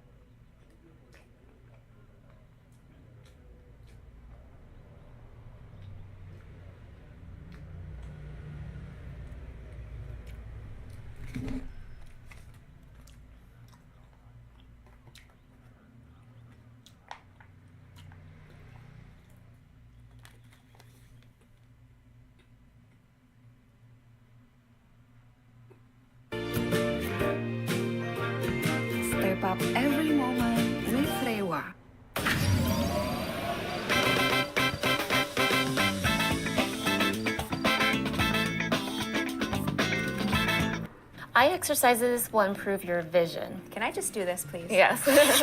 Contact lenses can get lost behind your eye. No. Lost behind your eye. No. If you sneeze with your eyes open, They give you a lot they'll of pop melee out. weapons here. I don't know where to think start there's with any this. difference in the damage they Myth? do. It all Hi, seems my name kind is of the Dr. same. Rani Banik. I'm a board-certified ophthalmologist and neuro-ophthalmologist. And I'm Dr. Jennifer Tsai, practicing optometrist in New York City. I specialize in medical and aesthetic eye care. And today we will be debunking myths about vision. 2020 means you have perfect vision. Ah, that's a good one. A lot of people think 2020 means perfect vision, but there is so much to vision beyond just reading the eye chart and reading down to 2020. And when we say 2020 vision, it means that this chart is at 20 feet away from the patient, and they can read all the way down to this line right here. There are other lines below that. Some people can actually read even better than 2020. But there's so many other components of vision. For example, there's color vision, there's peripheral vision, there's contrast. And we also check for There's only near 3 point vision, digits which on has it. to do with reading up close. And technically, you could have 20/20 vision, but have a condition such as glaucoma, which can cause peripheral vision loss, which means you have perfect 20/20 vision in the center, but you might have side vision loss. Blue light will damage my eyes. Oh my gosh. I don't know what to think about that. Back in 2018, there was a study that came out that the media picked up on, and they said, oh, blue light is going to damage your retina. It's going to cause permanent blindness. What the researchers did in the study was they took cells, they put them in a petri dish, and they exposed those cells to high levels of blue light, and they found out that those cells died. The truth is that the cells that they put in that petri dish were not even eye cells. They were cervical cancer cells. So our retina cells have pigments that protect us against blue light. They're called lutein and zeaxanthin. They're like our natural blue blockers, and they protect our eyes against blue light. So there is no proof that blue light damages your eyes. And if it were really true, we would actually have a pandemic of blindness, because all of us are on devices all the time, children, adults, and it's just not true. We do know that it affects our sleep, and it does cause insomnia because it changes our circadian rhythm. So when you wear blue light coating on your glasses, it does help with light sensitivity and glare, and just generally making you feel more comfortable when you're doing work. So there is no downside to it. The tint does make a difference, because if you put on the lighter tint blue blockers, and if you look at your screen, if you can still see the color blue, it means that that blue blocker is not blocking out 100% of the blue light. Maybe it's blocking out a certain lower percentage, maybe 30 to 40%, versus if you put on these are the super duper blue blockers. If you look I at a love screen those. with these on, you don't see any blue whatsoever. So, for example, if I'm having trouble sleeping and I need to use my computer at night, I'll wear these at nighttime 2 hours before bed, so it doesn't really interfere with my sleep. The other thing that can happen when you're on a screen for a long time is probably you're not blinking enough, so you're probably also getting dry eye, and that's probably also contributing to the eye strain. You will lose your vision as you age. I hear this all the time from my patients. I have patients who are older, 60s, 70s, 80s, even 90-year-old patients who still have 20/20 vision. Sometimes the dinner menu gets harder to read at the restaurant, and I tell them that's absolutely normal. That's not losing your vision. It's just that our vision starts to change in the other direction sometimes. So when we're referring to presbyopia, that is the gradual change when our eyes are not able to accommodate or focus on near objects as well, and we tend to hold things further back. So why does this happen? Well, it's because inside the eye, we have a lens. Now, normally the lens is very flexible and it can change shape. Sometimes it can get thicker or thinner in the middle that allows us to focus at different distances. As we get older, though, this lens just doesn't change shape as well. It becomes more stiff, and when it becomes more stiff, that is called loss of accommodation or presbyopia. And again, that usually happens to most people sometime in their 40s or 50s. We also notice that over time, our eyes start to improve as we get older. It has to do with the fact that as we grow, our eyes elongate, and that can lead to myopia or nearsightedness. And over time, just like our body can shrink, our eyes can shrink shorter, and that can lead our prescription to go the opposite way. There's lots that can go wrong, but as long as you see your eye doctor regularly, you get checked for it, you get it taken care of, you can still maintain good 20/20 vision into your golden years. LASIK means no glasses forever. I wish that were true, but there is no guarantee with any kind of procedure that your vision will be what you hope it to be. LASIK is just resetting your prescription back to zero. So LASIK can prevent Green, green, green. but that doesn't mean it can prevent myopia regression or the need for reading glasses. Okay, here comes your third timed lap. That after 6 months or a year, the cornea may start to change back into its natural shape. For the most part, it is very, very safe, but just make sure you talk to your surgeon about it first to make sure that you're a good candidate, because not everyone is a good candidate. Okay, color blindness equals seeing in black and white. This is an interesting one. A lot of people think that if you have color blindness, that's all you're going to see is like monochrome, but it's not true. Most people who have color blindness, or what we call color deficiency, have issues with seeing different shades of reds and greens and sometimes also oranges and yellows. But it's not that they can't see those colors, they just see those colors differently. Lanjut terus bareng Rexona. Baru Rexona Men Fresh Strike Garuda Edition dengan sensasi segar dingin 72 jam non-stop, lawan bakteri dan tendang bau badan dengan wangi juara. Beli sekarang. Situasi genting harus ekstra cepat. Aduh. Bodrek, cepat redakan sakit kepala. Sakit kepala berat, nyeri. Minum Bodrek Extra. Bodrek dengan Smart Formula. Kalahkan sakit kepala dan nyeri. Bodrek terus menangkan harimu. So we have cells in our retinas called photoreceptors. The rods are responsible for light and dark vision. The cones are responsible for color vision. So we have red cones, green cones, and blue cones. And these cones are all tuned into certain wavelengths. So in people who are colorblind, it's not that they don't have those cones, it's just that those cones are set to a different wavelength. So instead of seeing a red as bright red, they may see it kind of as a muted color, or maybe as like an orange or yellow. Actually, it's pretty common in the population to have color blindness. I think it's like 8% of the population. If you go to the eye doctor, they can do a color test on you. It shows you numbers within patterns of color, and it tests the intensity or density of how much color blindness there is over a spectrum. But it really doesn't impact someone's life at all. People with color blindness function completely normally, and there is no long-term issue with that. Eye exercises will improve your vision. What do you think about that? This is a myth. Can I just do this, please? Yes. Forget about it. So there is just so much misinformation out there when it comes to eye exercises. Many people think that if they do certain exercises, that will help them decrease their myopia or their hyperopia or their astigmatism. I wish that were true, but there is no truth to that. Our eyes are shaped in a certain way, our corneas are shaped a certain way, the length of the eye is a certain way, and what you do in terms of exercises will not change that. So it is probably one of the biggest myths out there. You may have heard of the 20-20-20 rule, which is every 20 minutes, take a 20-second break to look at something 20 feet away.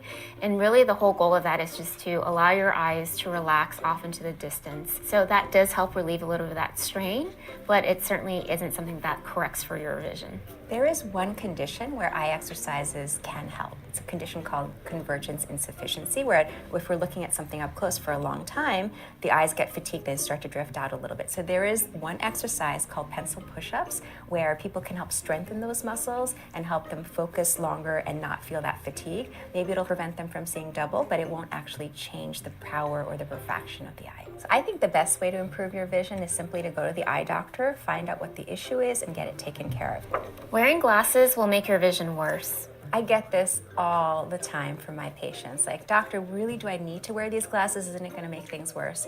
The truth is, no. What happens is when people are seeing blurry, they wear their glasses, and then they see clearly, but then they take their glasses off. All of a sudden, they're seeing blurry again. Wearing them or not wearing them does not cause progression.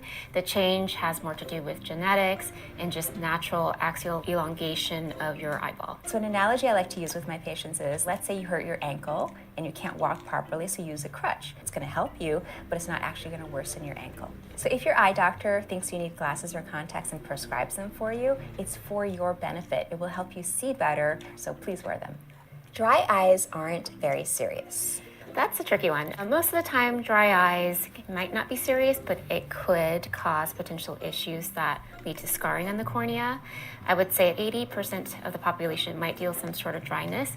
In fact, the estimated strength of field is 958. Speaking, about 125 million people ages. There are a lot of points on the table. Be smart and get a good finish. Report or do anything for it. So if you can imagine, when we are looking at our phones or reading a book, Still waiting Waiting on 2 cars to grid. Stare, and that means our blink rate decreases by at least a half. So we lose our blink completeness, and over time, our tears can evaporate much, much quicker. But when you go see your eye doctor, usually they'll use different dyes or colored strips that can help to stain the cornea to see exactly how much dryness you have and where the dryness is. And there are actually ways to also image the glands. The truth is, you really need to use the drops very often. It's not just once a day, you need to use them multiple times during the day. Dry eyes like dry skin, so lubricate frequently. It's okay to get generic as long as you look at the ingredients, and there's no ingredient called polyvinyl alcohol. If you see anything with alcohol in there, please don't buy it because that can actually irritate your eyes even more. It's not fully pH balanced to your eye. It could actually make things worse. In most cases, dry eyes are not serious, but sometimes they can be. So don't let it get to that level where it becomes serious.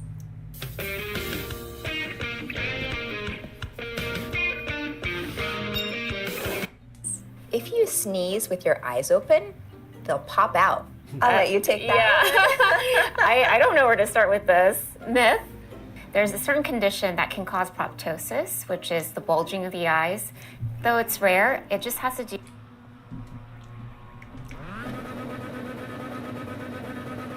Green, green, green.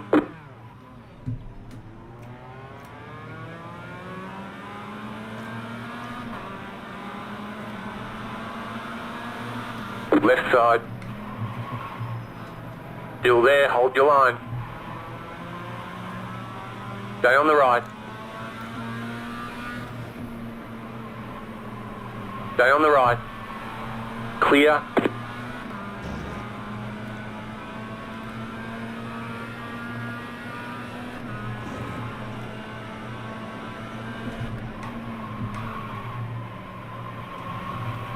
Left side.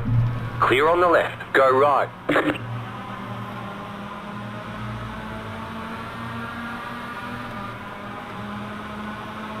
Left side. Still there. Still there, hold your line. Clear. You wanna pick a fight or what, bro?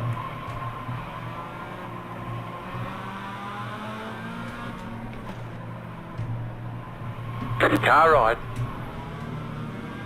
Keep to the left. Clear on the right.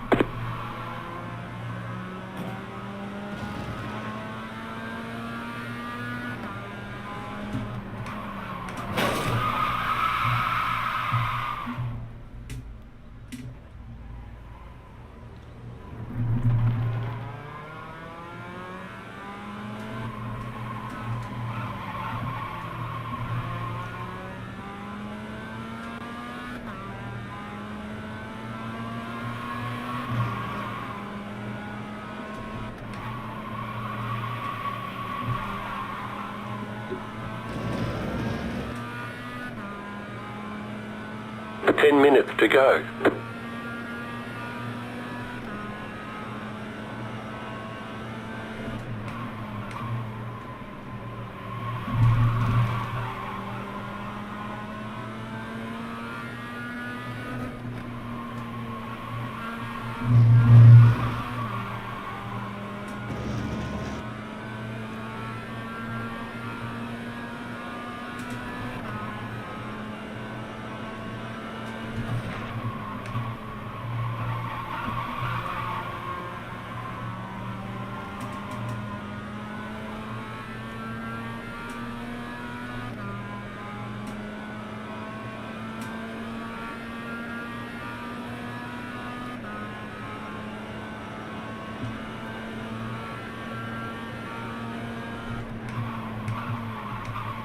You got a slow car on the left.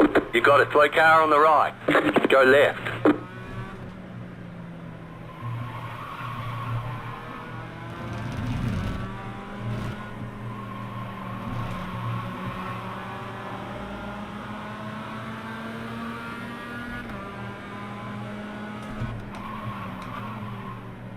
Right side.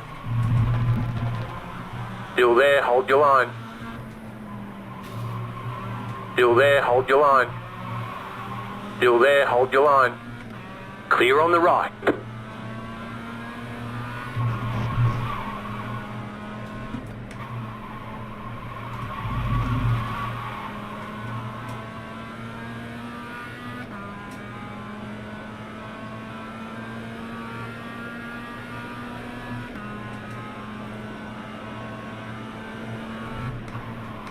You're in 4th position.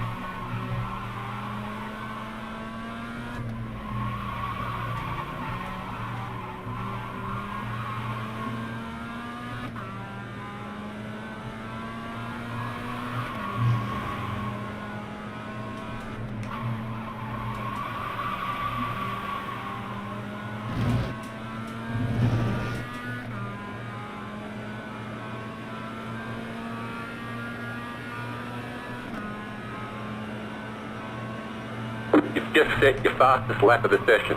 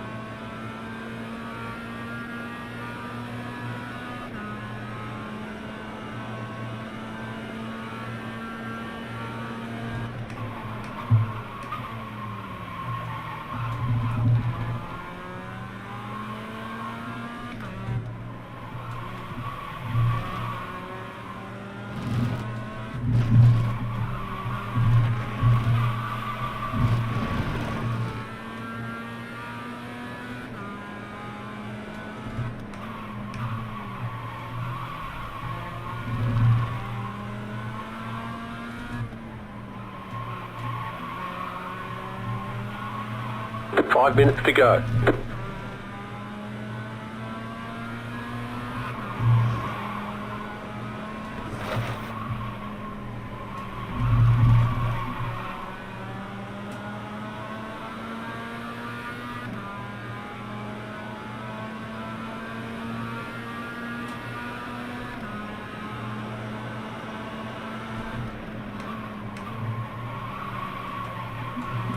Car on your left.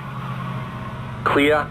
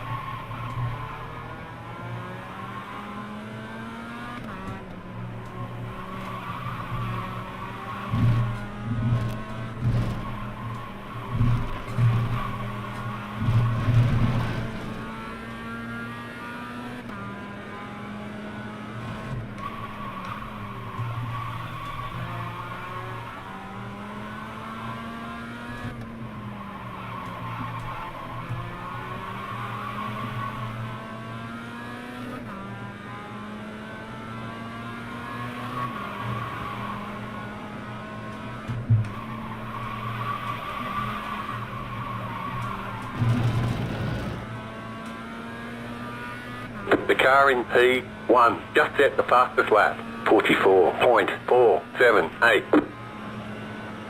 You're now in third.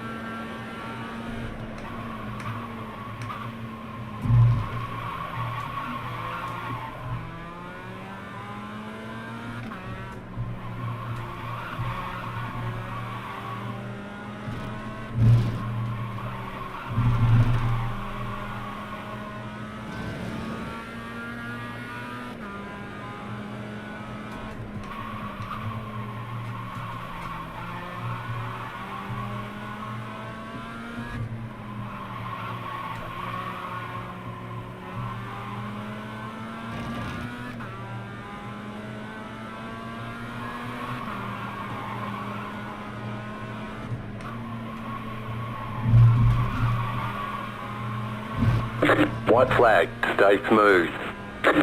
The leader is running, 48.228.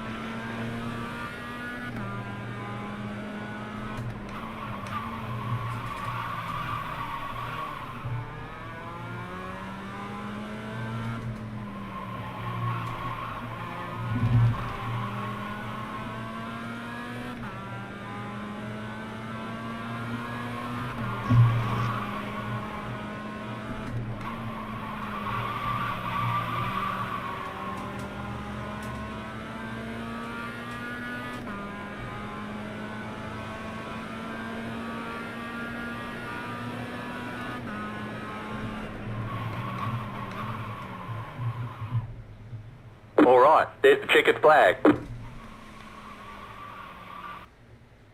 Do with the elasticity of the lid itself. If you have more lax lids in the eyes, when you sneeze, it can pop out a bit. But certainly they don't fall out. You don't have to search for them on the floor or anything like that. We actually have in our eye socket, it's a really intricate network of muscles and connective tissue that keep the eye in its place. So you can see that there's 1, 2, 3, there's some on the bottom, 4, and then there's 2 others in the back. So there's 6 eye muscles behind each eye. These eye muscles are connected to the back of the eye socket. They hold everything in place. So there is no way that the eye could actually come out of the eye socket. It's a good thing. Our eyes actually automatically close when we sneeze as a natural reflex, and it has to do with our body's way to really expel what it thinks is an issue or bacteria. So it's probably impossible to sneeze with your eyes open, so just let your body do its thing. Contact lenses can get lost behind your eye. No, definitely a myth, because you have a protective barrier called the conjunctiva. It's to prevent things from getting dislodged back there. I've had a patient who came in and she kept thinking that the contact lens got lost or it fell out. And when she came in the third or fourth time, I saw that she had 4 contact lenses on her cornea, and that's because she thought it fell out. But it was still on there, but she just kept putting in a fresh pair every single time. All you really have to do is just make sure you blink a few times, put in some artificial tears to get that contact lens to loosen up, and eventually it should come out and you should be able to find it and pull it out of the eye. Most of the time, I notice that patients just actually rub their eyes and the contact lens falls out, and they think that it's still back in the eye, and when I check, it's not there. That's happened to me. Yeah. Sunglasses aren't necessary. Myth. Total myth. You do need sunglasses because we always want to protect our retina and our macula, our lens, and our cornea. So these are mine. Do you have yours? I do. I have mine. Go ahead, put them on. Honestly, they make you look fashionable and cool while protecting your eyes at the same time. We are constantly exposed to sunlight exposure, even on cloudy days. And when that happens, even though the progression might be slow, it can put our eyes at risk in the future for other issues or long-term consequences. The UVA and UVB rays are so powerful. They can burn your cornea, they can burn your retina, they can lead to growths on the surface of the eye, they can even lead to eye cancers or eyelid cancers. Here are some tips for sunglasses. All sunglasses are not made the same. Darker does not always mean better. So you want to make sure the label says 100% UVA, UVB protection, or it might say absorption up to 400 nanometers.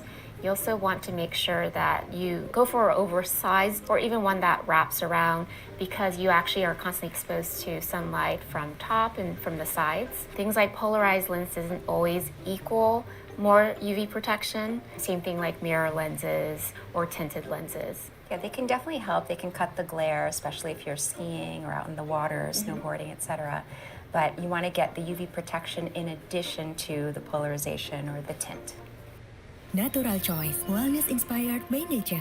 Terinspirasi dari kebaikan alam. Diformulasikan melalui riset, teknologi modern, dan higienis. 2 kebaikan, 1 pilihan. Natural Choice dari Tempo Scan sejak 1953. Upgrade hidup butuh berapa lama sih? Semenit aja! Semenit. Semenit bisa dapat inspirasi dan belanja. Pakai XL, gratis 500 MB per minggu. Download My XL sekarang. Floaters are always harmless. Floaters are actually very, very common, but they're not always harmless. There are a lot of different structures inside the eye, but this structure here, it's clear plastic, but inside the eye, it's actually a jelly called the vitreous that helps us to keep the shape of the eye so it doesn't just collapse. But this jelly is made out of lots of different things, water and collagen and hyaluronic acid. As we get older, the jelly, instead of being firm like Jell-O, starts to break down. And when it breaks down into more of a liquid form, we start to see little pieces of collagen floating around inside of it. And these little pieces of collagen, when light comes in through the front of the eye, it hits those little collagen strands and creates a shadow on the retina. And that's what we see as a floater. I think it's estimated that about 80% of people have floaters. In most cases, they're benign, but sometimes they can be associated with more serious eye conditions. If you have a shower of new floaters, it may be an indicator that you're developing a retinal tear or retinal detachment, which is really an emergency. You really need to get that checked out right away. Or sometimes people have floaters because they have inflammation inside the eye, and that usually is associated with blurred vision, flashes of light, sometimes pain or redness. Definitely get it checked out if they're new, if you've never had floaters before. 2 blue-eyed parents can't have a brown-eyed kid. That's a great one. Genetics is a complicated topic, and even though you think that blue eyes are recessive, and if you have 2 blue-eyed parents, they're guaranteed to have a blue-eyed child, it's not always the case. There's a particular gene called OCA2. It helps determine if someone's eye color is going to be brown or blue, but there are different ways the gene expresses itself. So sometimes the gene is truly dominant, but sometimes only partially dominant. So there's a lot that goes into determining a baby's eye color, but definitely it is possible, not common, but it is possible for 2 blue-eyed parents to have a brown-eyed child. And also babies, when they're born, they tend to have lighter eye color, and then usually over the first couple of years of life, usually by the age of 2, that color may darken to its ultimate final color. So the pigment migrates into the iris. Sometimes it takes a while for that pigment to fully migrate and then fully kind of settle. Use your eyes when you first wake up to when you go to sleep. So you want to protect it by making sure you wear sunglasses, keep your eyes lubricated, and to wear your correction. And so definitely start early, eat healthy, exercise, see your eye doctor. If you do all these things, you can hopefully maintain healthy vision for a lifetime. You want to be proactive about it and prevent it from happening. Today we're cooking every exotic brisket, starting with our smallest of the day, coyote brisket. Smelled extremely intense, so threw it in a pastrami brine to hopefully neutralize the off flavors, and into the mini Smokemaster 5000 over Applewood. And yikes, I mean dry, stringy, and excessively gamey. That could kill somebody. Next up, lamb brisket. Wanted to try something unique, so into an herbaceous dry brine overnight, rinse, roll, tie, then age for 3 weeks at 55 Fahrenheit. That white mold was a good sign, and it was insane. Not gamey, melt in your mouth lamb prosciutto. It's unique, and I really like it. Our third biggest, beaver brisket. It's gonna require some work to make it taste good, so after grinding, hit it with some bold seasonings to mix. Then into the Meatmaster 5000 before squeezing out some beaver dogs. So much effort, so little reward. Just such a deep, musky, wild flavor that no sausage could ever fix. Negative G. Next up, llama brisket. Decided to grind this as well for what looks like beautiful clean meat. Cooked it down with the vegetables for the filling of my empanadas. Llamas are from South America, empanadas are from South America. So I assumed this would work. Boy, was I wrong. Might have been the worst tasting of the day, and that's saying something. That's an F. At this point, we could really use a win. Elk goes well with wild berries, so after dehydrating, blended them up into some stunning looking powders for a fruity rub. Tried covering this one in salt for a salt baked crust. Now the flavor was a huge improvement, but I can't lie, definitely some room for improvement. Our sixth biggest is yak brisket. Yak jerky is common in Asia, and I've typically loved it. After slicing and admiring the meat octopus, into the marinade before drying. Honestly, this was some of the worst jerky I've ever made. Flavor was good, but the meat was so dry, it was somehow like sharp. This isn't edible, unfortunately. Check out Max Jerky if you want some actual good tasting jerky for a huge discount. Use code BRISKET25 for 25%. You need to try our bacon burnt ends. Speaking of bacon, this is a pork brisket. Nothing better than pork belly bacon, so using the exact same brine recipe, but with the brisket. 6 days later, then smoked for 5 hours, it looked like this, so I seared up slices of the flat and point. Stronger flavor and better bite than regular bacon. This was an absolute winner, especially in a BLT. Top tier. This beast is a camel brisket. I've had mixed experiences with camel in the past, so I'm trying a super flavorful dish called makluba. Typically not done with camel, but after pressure cooking, it's basically an upside down camel cake that, after flipping over, did not look as good as I hoped. But while slightly gamey, the seasonings brought out the camel flavor in a really nice way. That's so good. We've reached bison brisket. Bison were commonly consumed by Native Americans.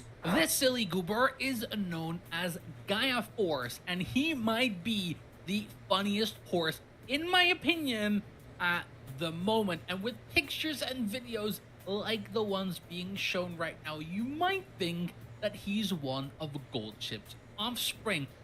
That's actually not the case. It's even better because he is the offspring of Kita Sun Black. And if the name Gaia Force sounds familiar, then yes, for everyone that has known Digimon, it is War Greymon's signature attack, and he was named after it. And even better, the official Digimon account has acknowledged this and congratulated him with a Gaia Force illustration when he won the Fuji State.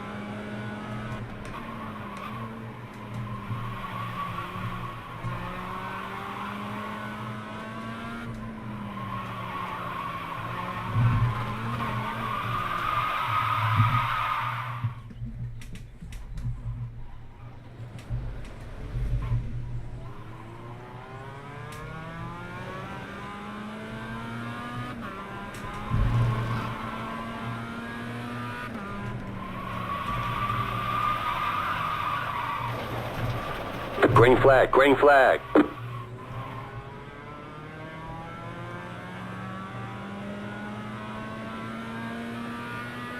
Okay, here comes your first timed lap.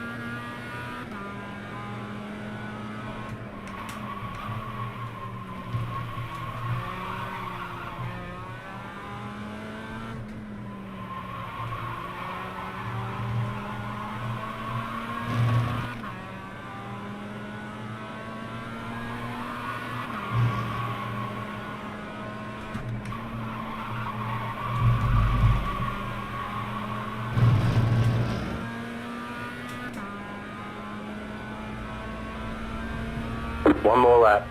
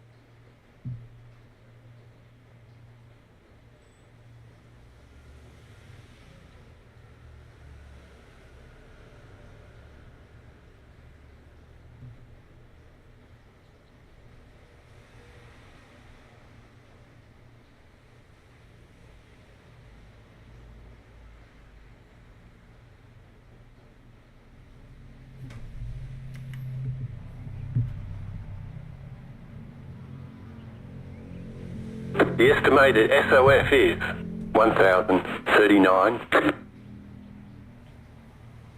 A lot of opportunities today. Head down. Pick your battle.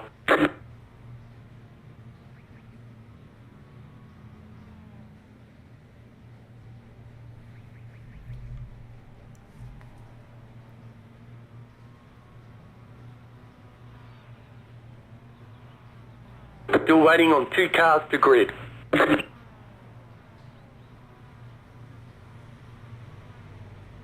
Waiting on the final car to grid.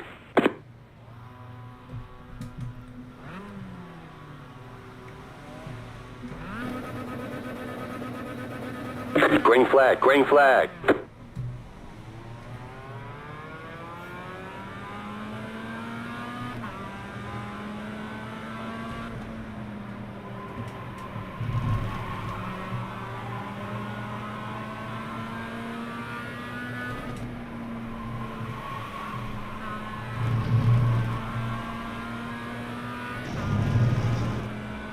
There's an incident behind.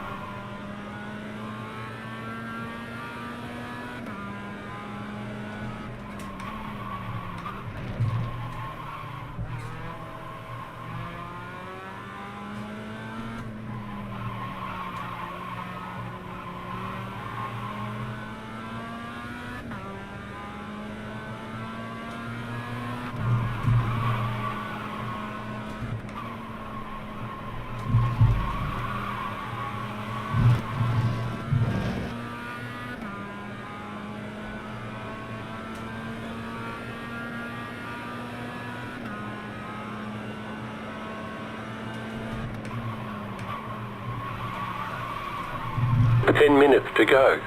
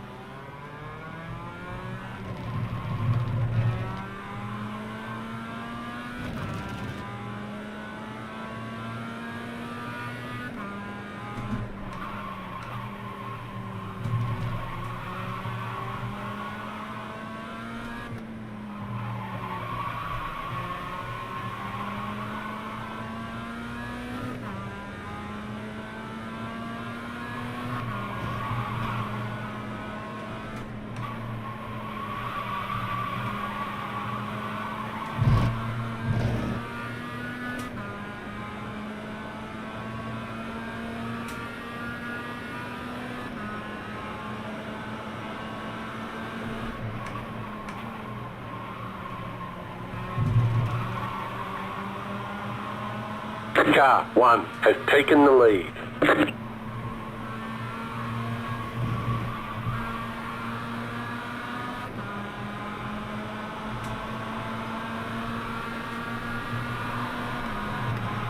Left side.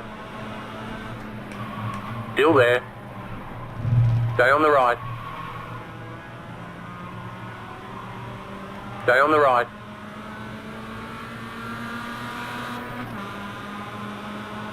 Still there, hold your line. Clear.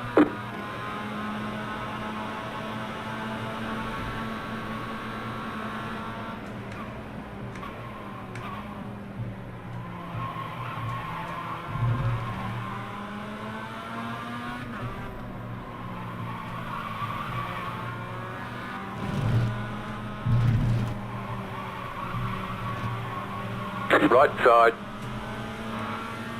Still there. Clear.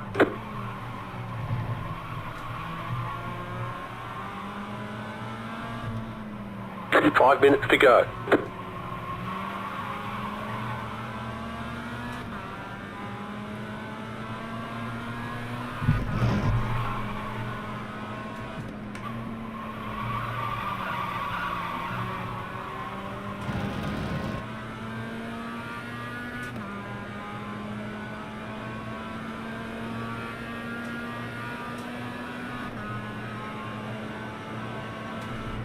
Nice and smooth, you're running second. Looking good.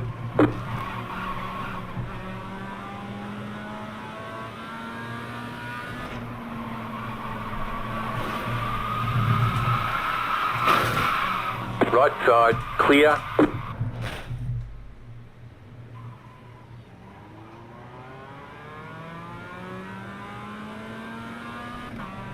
The car in front has gone off. We've got damage on the back end.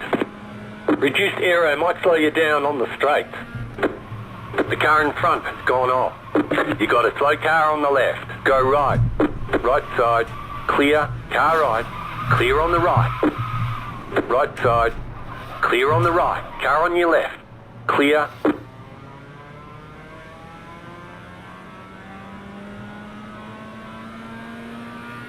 We got damage on the front end. The car behind is closing on you. The gap is 2.1 seconds. That aero damage is probably slowing you a lot.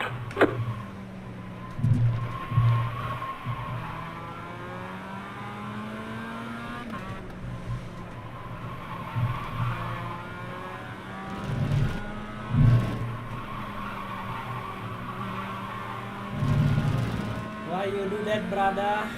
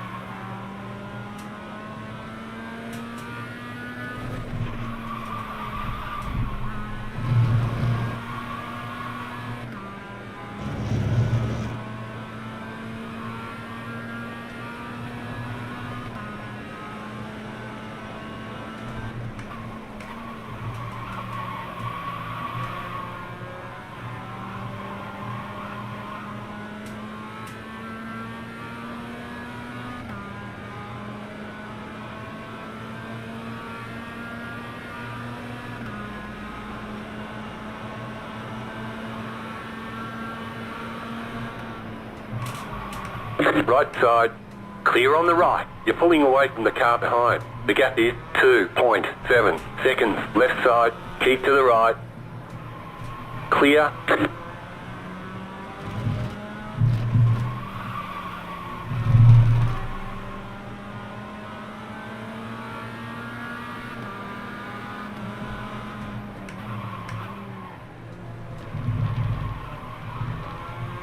Right side.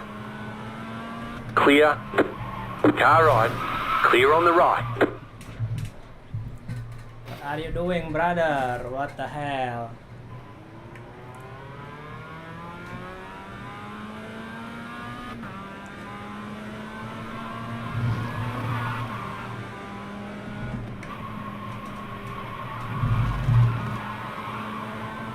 White flag. One more lap to go. The leader just did a 59.481.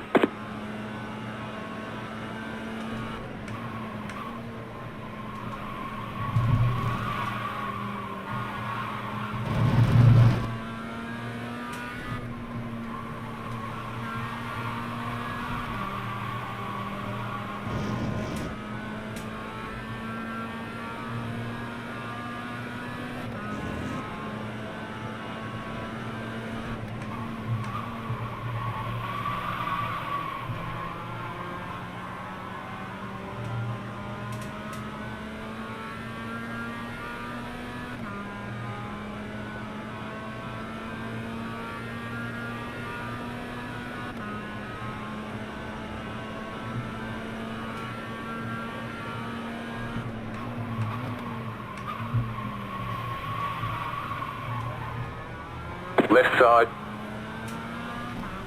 Keep to the right. Still there. Clear. Left side. Stay on the right. Slow car ahead. Clear. Car stopped ahead. You got a slow car on the left. The next car's the leader.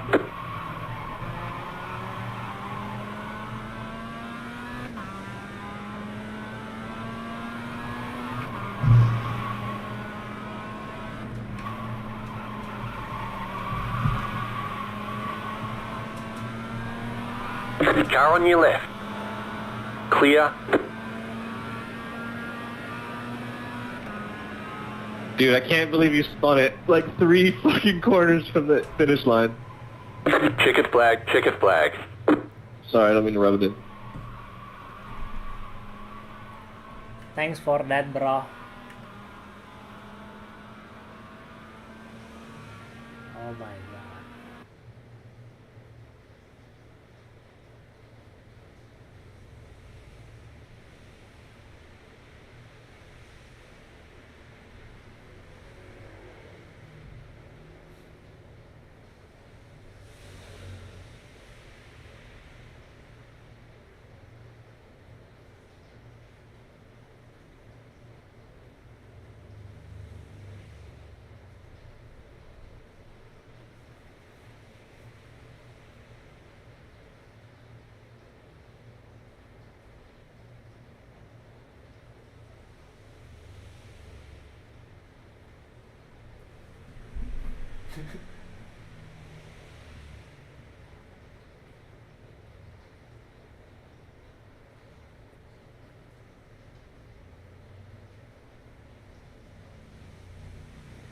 It does, in fact, look cool.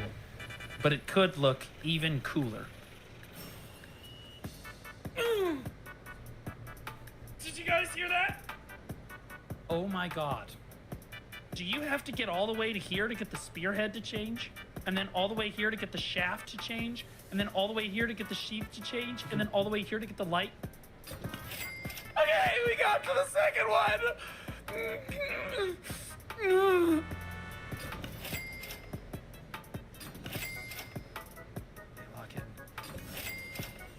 Why doesn't it look all cool and shit? Here we go.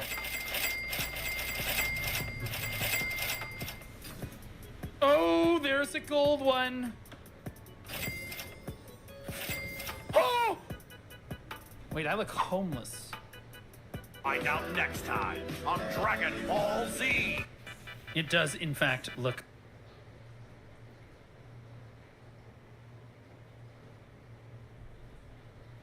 Shit, my safety rating here, but maybe we will grind I rating first, bro. Because these guys cannot race. Balik racing bang.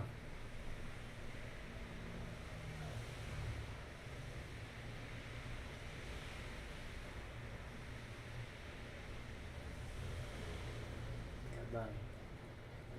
Ya bang. Balik ke balap. Upload udah selesai.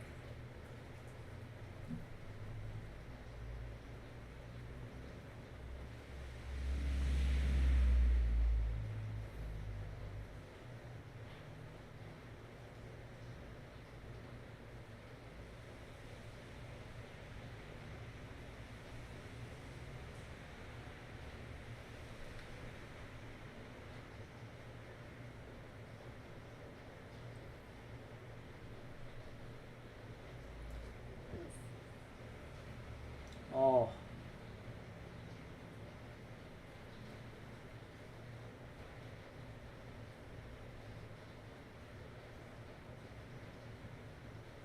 Pertama di Indonesia, dispenser Ewa dengan Flex Faucet. Fleksibel naik turun menyesuaikan tinggi wadah. Dilengkapi touch control panel yang elegan, ukuran wadah kini bukan carry ABBA, and then offlane center most likely. Okay. So it's going to be the 4th position Marcy for OG. Pure is one of those players that were playing less. The hits, they keep on coming. Natsumi trying to do what he can, but the throne is falling. I don't think they have enough here. 33 gets stunned. The grip is out onto the Abaddon. BZM inside the base, doing what they need him to. A glyph is there, but there is surely nothing left as GG is called. Tundra continue their streak.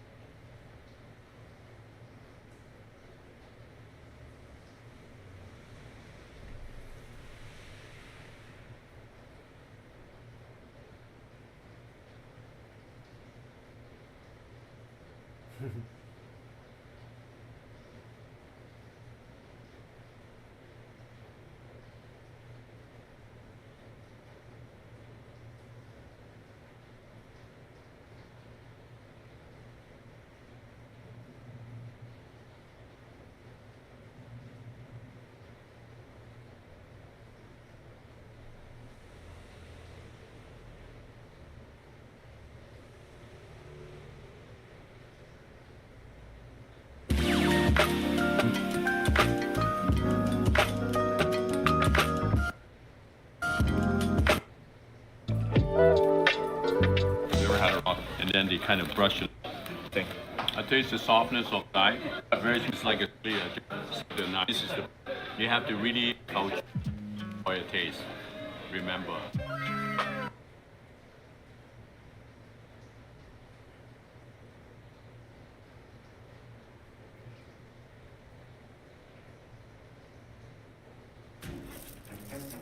Aluminum foil. It's a staple in our kitchens. We don't think twice about using it, but should we? Well, some of our viewers certainly think so. We received several emails on the issue.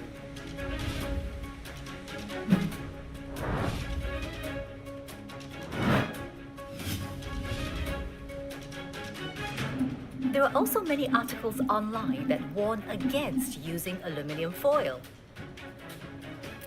How safe is aluminum foil to use for food? Well, I'm going to find out for you.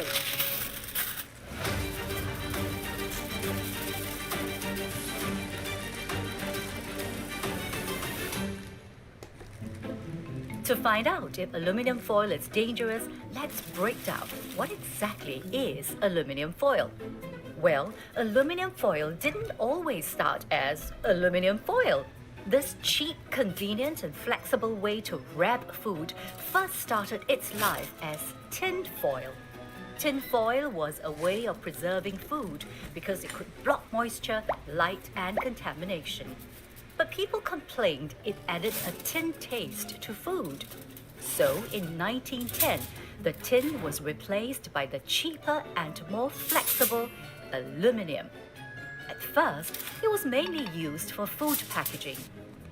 But in 1940, when an industrial foil salesperson ran out of pans during his Thanksgiving dinner, he decided to use the foil as makeshift cookware and was surprised by how perfectly his food turned out.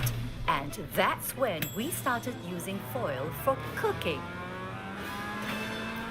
Today, aluminum foil is made of an alloy that typically contains 92 to 99% aluminum. So, why should we be worried about aluminum in our food?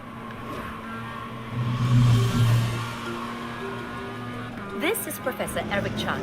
His research specializes in how our body absorbs and processes foreign materials. Lemon, tomato sauce, and let me ask you what it is. I hope it's coffee. Oh, it's not. It makes me think of dumpling. Black vinegar. Yes, you're right, it's vinegar. What do they have in common? I wouldn't consume them on an empty stomach. Okay, that is quite close to the answer. They are all known as acidic food. There you go. Okay. Yes. I'm sure you have come across online articles that warn against the use of aluminum foil with acidic food. This is because aluminum foil may react with food containing acid. Let me show you. Let me pour the concentrated acid into the beaker. Oh, you can see the fumes. Yes. This is water. So the water acts as a control, right? You are absolutely right. And now I'm going to place the aluminum foil first into the Green. and next into the water. What we are observing now. Okay, here comes your first time lap. Aluminum foil. So if you observe carefully now, you'll start to see small bubbles forming. Yes. The surface layer is disrupted, is eroded. These give rise to the possibility of aluminum leaching into the food when it comes into contact. And if you look at the control experiment now, the foil is actually not reacting with the water.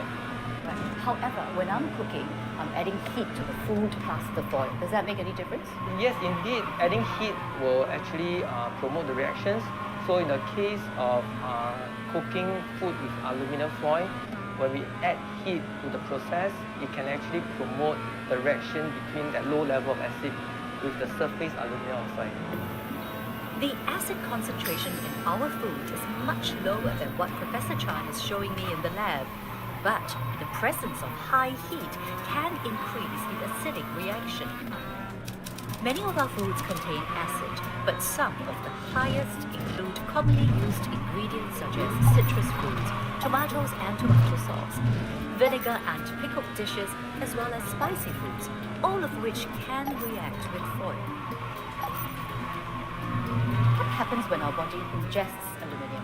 Aluminum will first be absorbed through the intestine into the body, and then it subsequently gets distributed to various parts of our body, including the brain, the lung, the liver, the kidney, and also the bone. And what happens is when somebody is overly exposed to aluminum, this can lead to bioaccumulation. What is bioaccumulation? One more lap. Bioaccumulation is a process where the input of aluminum into our body actually is much faster than its excretion out of the kidney, and gradually the level in the body will increase over time. So it builds up? Yes. So aluminum is actually not an essential metal in our body, unlike calcium, iron, or magnesium. So what happens is if aluminum gets into certain organs, like in the brain, it can create conditions that mimic dementia. On the other hand, if the aluminum gets into the bone, it can replace the calcium and cause a condition known as aluminum osteomalacia, which is actually a softening of the bone. Oh, goodness.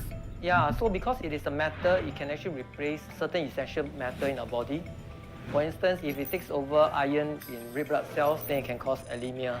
I see. So basically, if you have higher levels of aluminum in your body, it can mess up the good work that the other types of metals are doing. Yes, you're right. That doesn't sound good to me. Viewers should understand that the bioaccumulation of aluminium depends on how much is being consumed, which is the dose. how much is being absorbed, which is the bioavailability, and how much is being excreted out into the urine via the kidney, which is the excretion. So the risk comes when the dose is higher than the ability of our kidney in removing the aluminum into the urine. It sounds like there are really many variables at play here, and the only variable that I can control here is the dosage. So I need to find out how much aluminum is leaching into our food, if at all. Okay, Diana, how about you go and do a test, bring back the result, and we have a discussion. Just how much aluminum is leaching by cooking with acidic foods?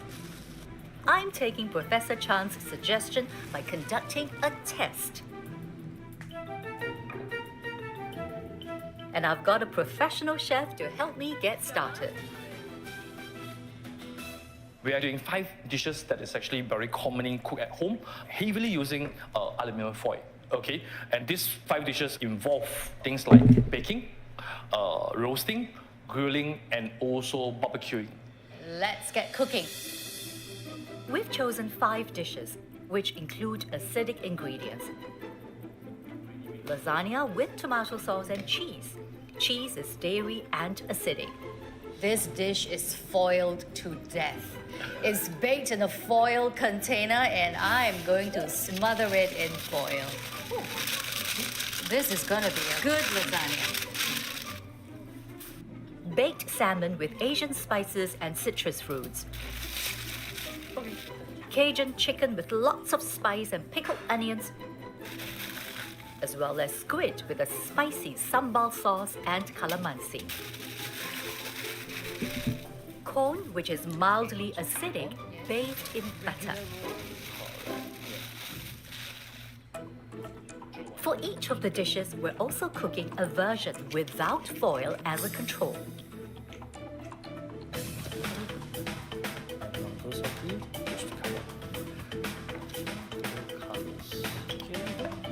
Shall we pop it in the oven?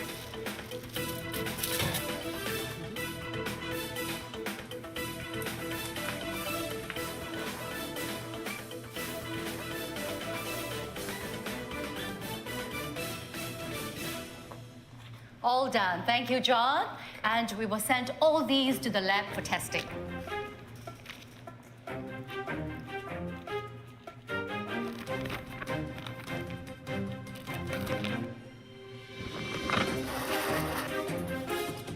All right, there's the checkered flag.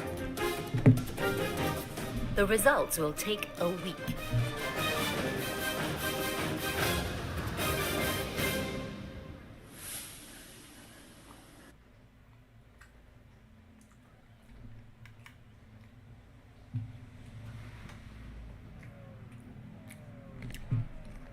The estimated strength of field is 964.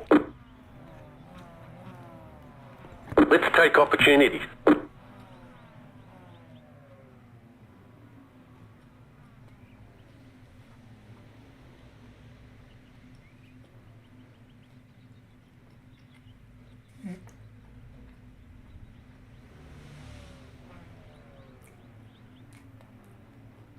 Still waiting on 2 cars to grid. Waiting on the final car to grid. Good luck. Nyoto, bro. Everyone's gridded. Alright guys, cold tires. Please don't try to win on the first lap. Green, green, green.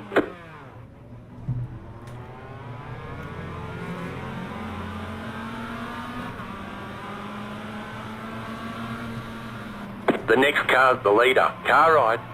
Clear on the right. There's an incident behind.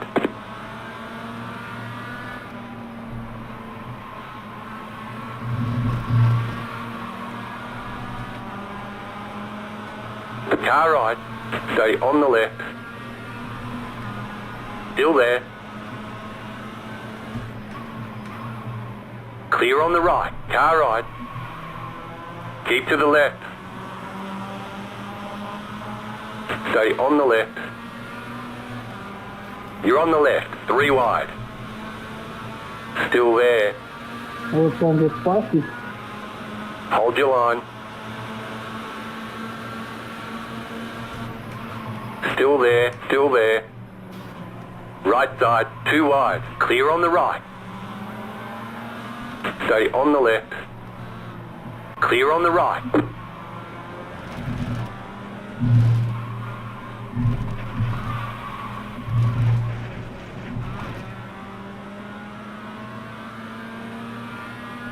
Car right. Why would you hit me? Clear.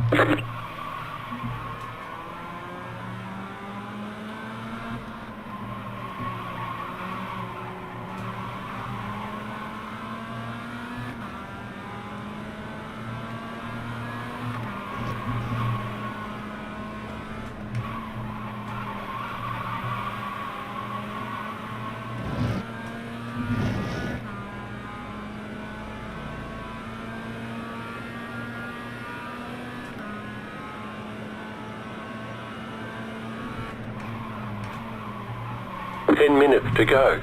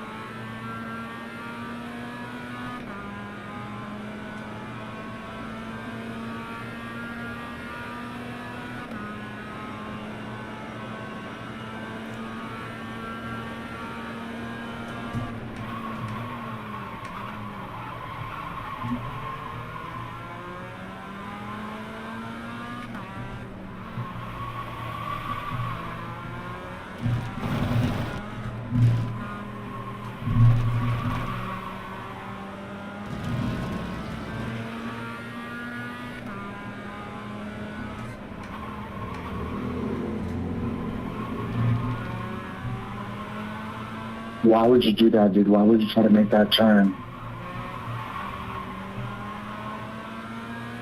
Nah, you were driving like punch and bear. She caused that.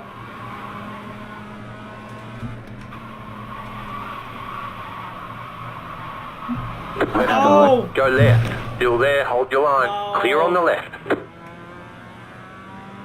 You've got wheel damage. Looks like one of your wheels is out of alignment. You'll have less grip out there. You've got damage on the left side. That aero damage is probably slowing you a lot. Okay, you are the leader. Oh, what a bad timing, bro.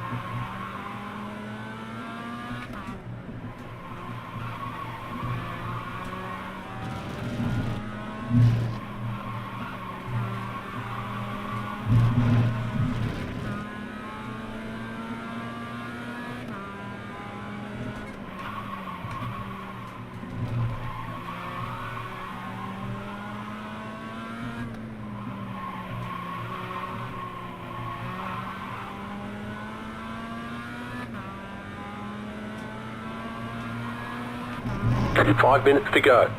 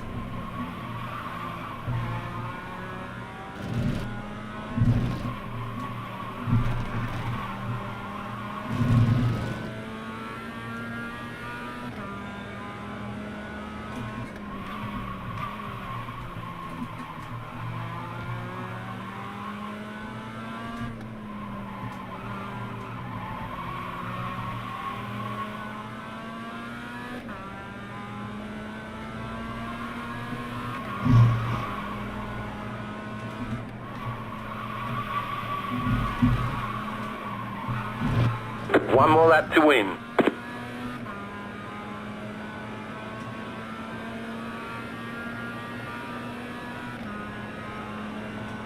New fastest lap for you.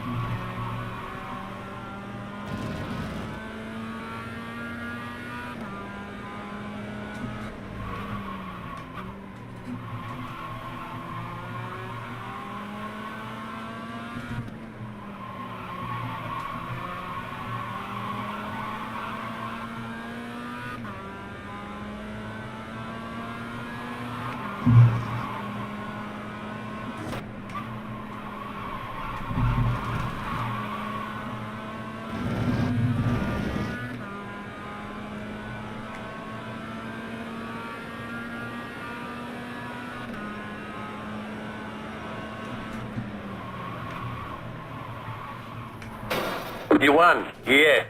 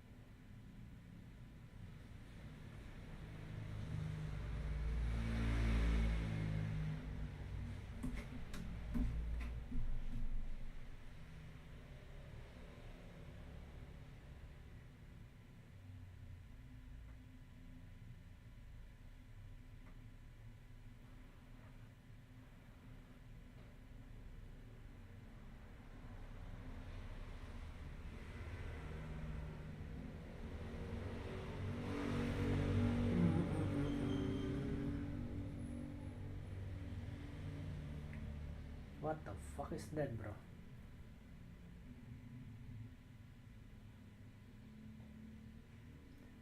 Yeah, some clips for me though.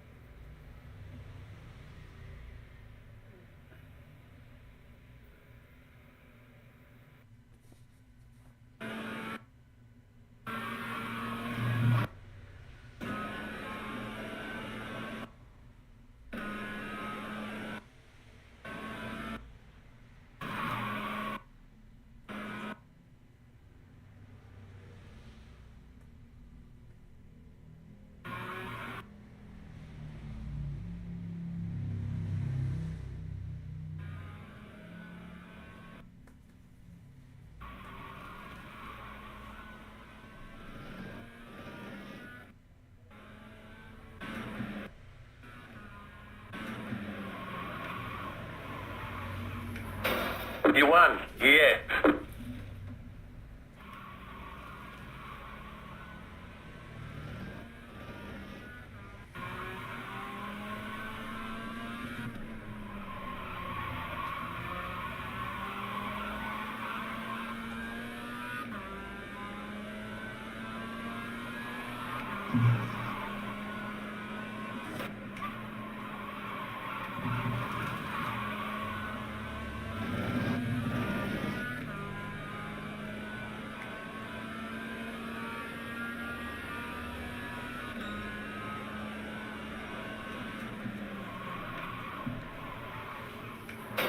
You won, yeah.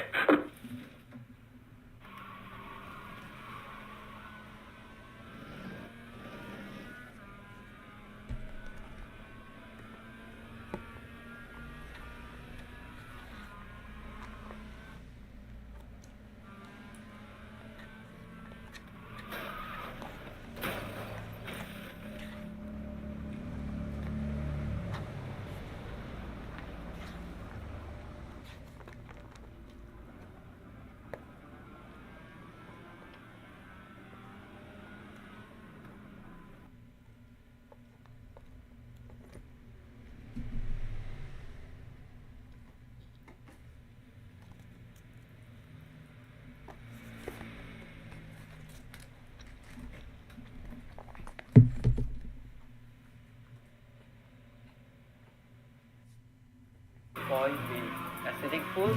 This is because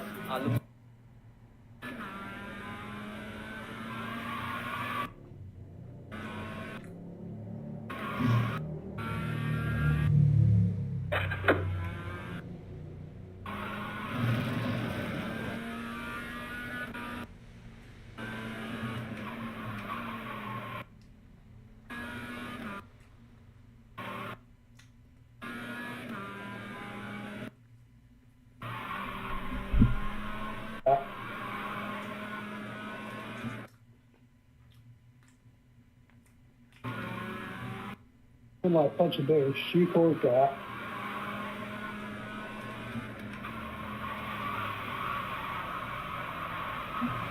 Oh. Go left. Still there, hold your line. Clear on the left. Like Punch and Bear. Why would you do that, dude? Why would you try to make that turn?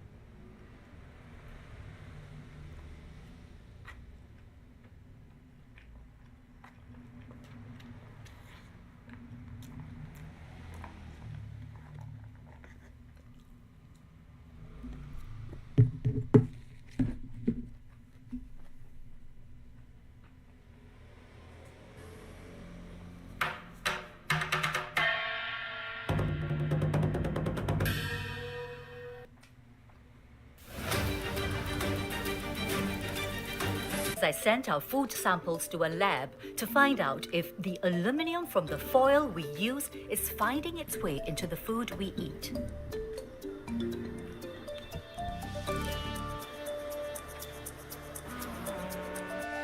The results are out. I'm heading back to Professor Eric Chan to make sense of the numbers. The results shows that except for sambal sotong here, the rest of the food type has aluminum level of less than 1.5 milligram per kg. It is a result that tells us that the level is very low. Okay, so I suppose for users of foil like me, that's really good news.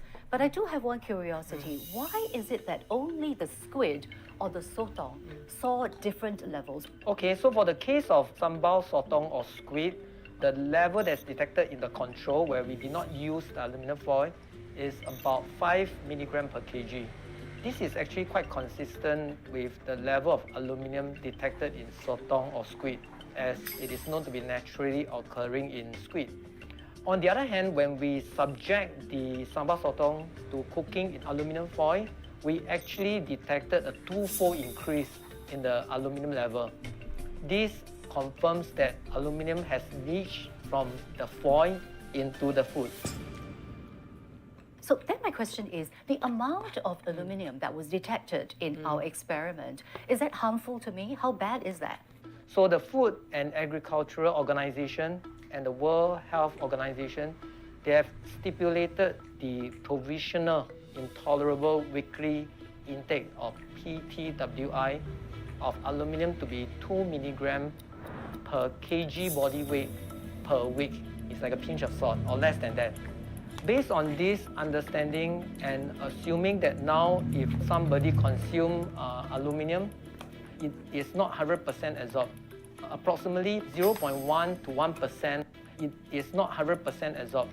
Approximately 0.1 to 1% of aluminum is absorbed in the intestine.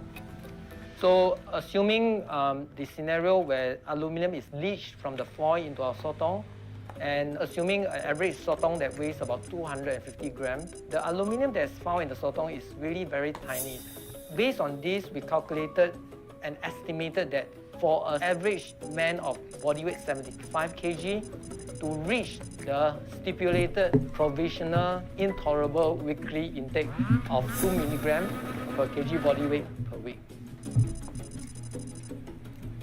he will need to eat about 6,000 sotong per week in order to reach that intolerable threshold. Just how much is 6,000 squids? On this table is 10 servings of squid. We'll need to eat more than 600 tables worth of squid in a week to hit dangerous absorption levels of aluminum. So can I conclude that it is generally safe for me to cook food in foil? It is safe for the general population, but the elderly and those with kidney disease, they may be more susceptible. Why is that so? The kidney actually functions to remove the aluminum from our body into the urine. So when the kidney is unhealthy, this excretion process is compromised and this may lead to accumulation of aluminum in the body. Even though aluminum foil may come into direct contact with our food, we aren't seeing high levels of leaching from our tests. This is because aluminum foil naturally has a protective layer. Aluminum, when exposed to oxygen in the air, becomes aluminum oxide. This forms a thin layer on the surface of the foil. This is what makes aluminum foil safe, because it prevents raw aluminum from touching our food. It is when heat, acid, or salt break down this aluminum oxide layer that aluminum leaching begins to occur. I am so glad that our test results show that aluminum foil is pretty safe to use because I've got a lot of it in my kitchen.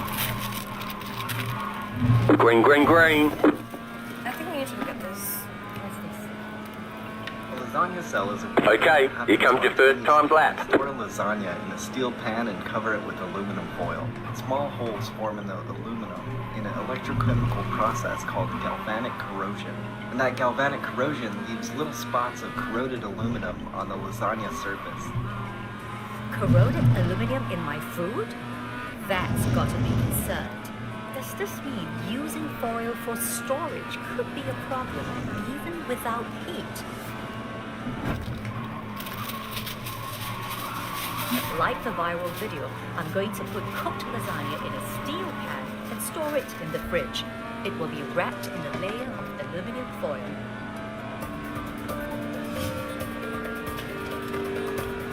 Oh my. Look at this. It's definitely a hole in my foil. This is really interesting. Let's check it out inside. It's exactly like what I saw in the video. There's a teeny weeny bit of foil on top of my food as well. What's happening here?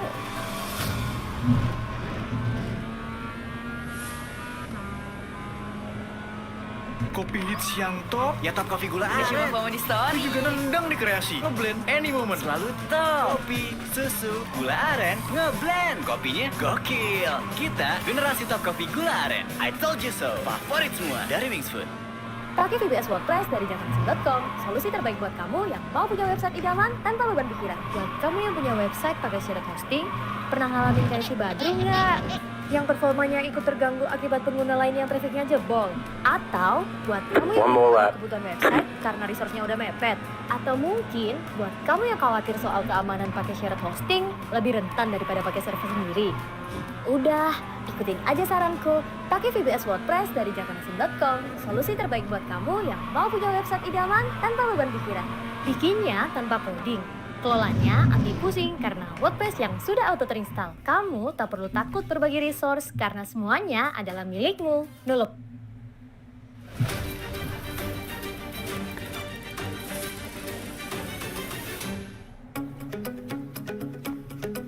I'm bringing my lasagna experiment to food scientist Professor William Chen. Prof, so what's happening here? Interesting. There's some kind of corrosion we see here. What's inside? This lasagna, have a look. Oh. Corrosion of the aluminum foil, you mean? I see. Yes. That's why you see the holes here and there. And, well, we can suspect is that there's a sort of a battery effect. A battery effect. Can you elaborate a little bit more about the battery effect and how that works? So if we look at the normal battery, be in the car or in our household appliances, we see one is a cathode, the other one is anode. In between there's some electrolyte ion that create a current. So this is perhaps what is happening here. You have two pieces of metal. One is a cathode, the other one is an anode. And then in between you have this lasagna, which contains the citric acid and the salt. That is a perfect formula to create the current in between the two metals. These things sort of create certain battery effect, leading to the corrosion we see the whole day. Because of the battery effect, this aluminum is broken down from the tin foil and migrate into the lasagna now. So that's why you see stain of aluminum on the food. So what you're saying is that this is literally a lasagna battery. Yes, effectively, but to really demonstrate how it works, maybe we can set up an experiment to illustrate the point.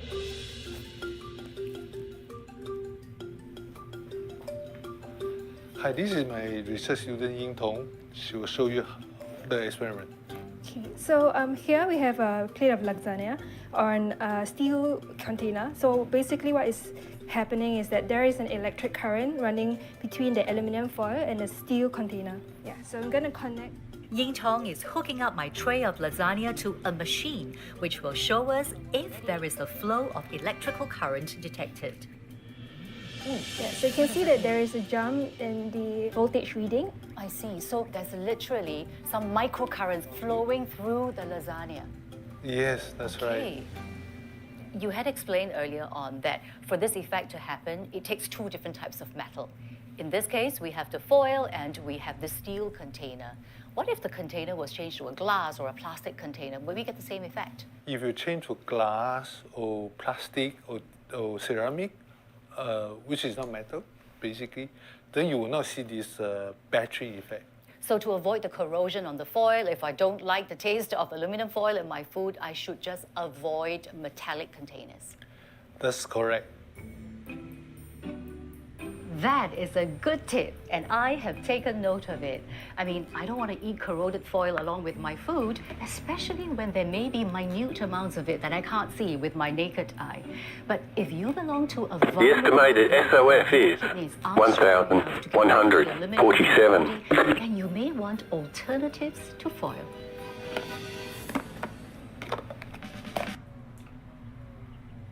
Let's go points racing. Okay.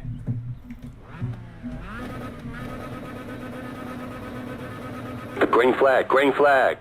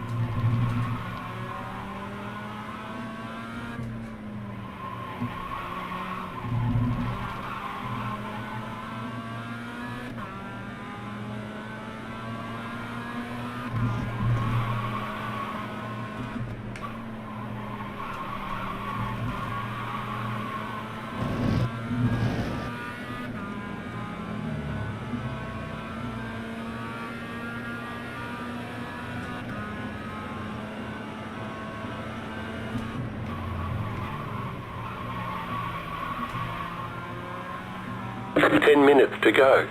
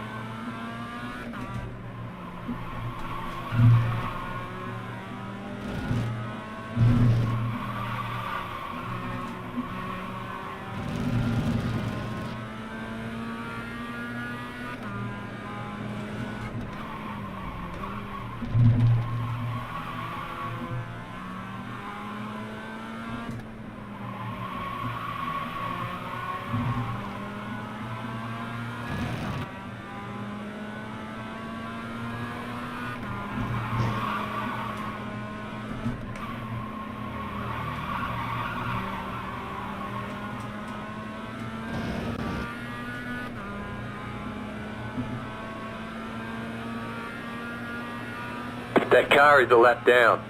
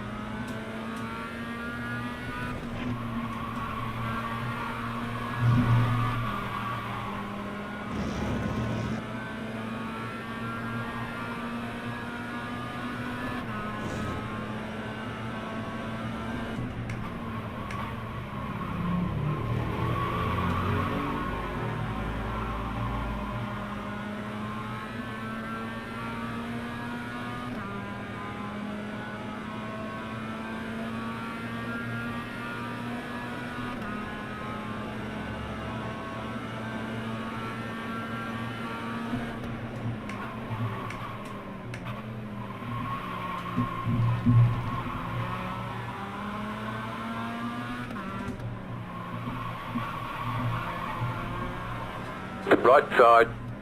Clear on the right.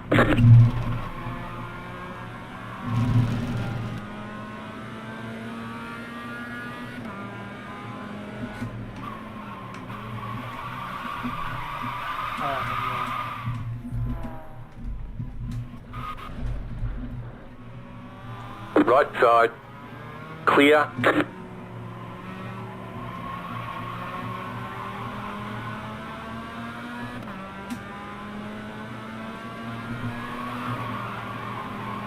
Five minutes to go.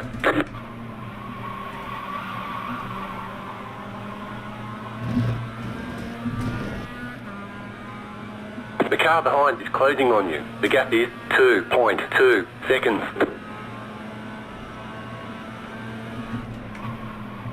The next car's the leader.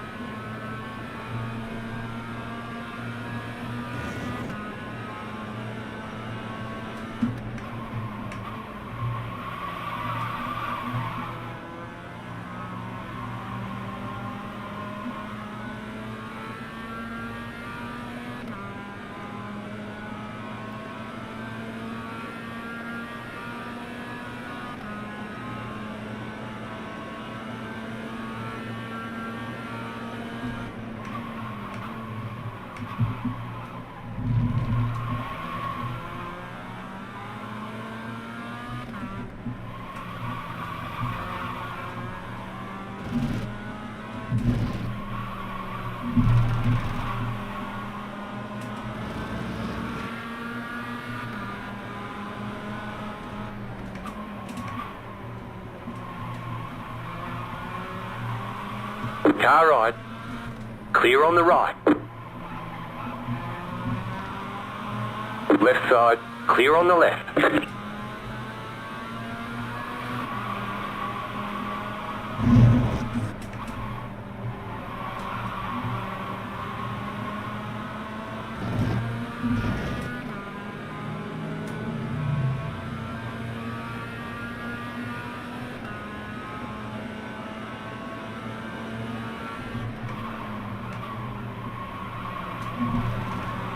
Right side. Clear.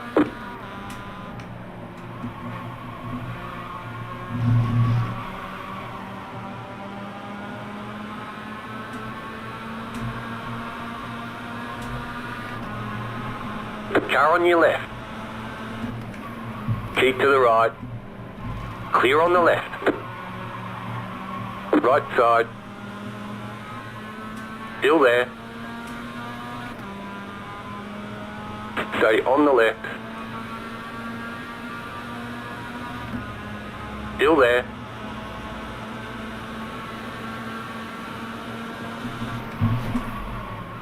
Still there. Clear.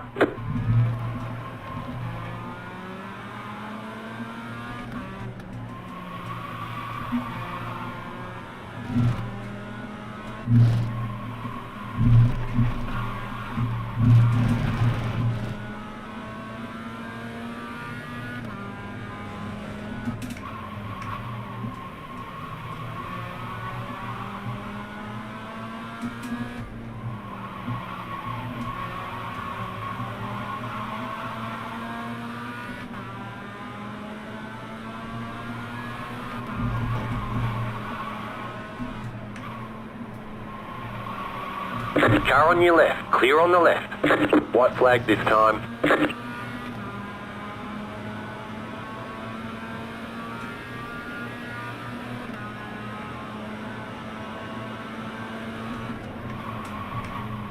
The leader just did a 46.512.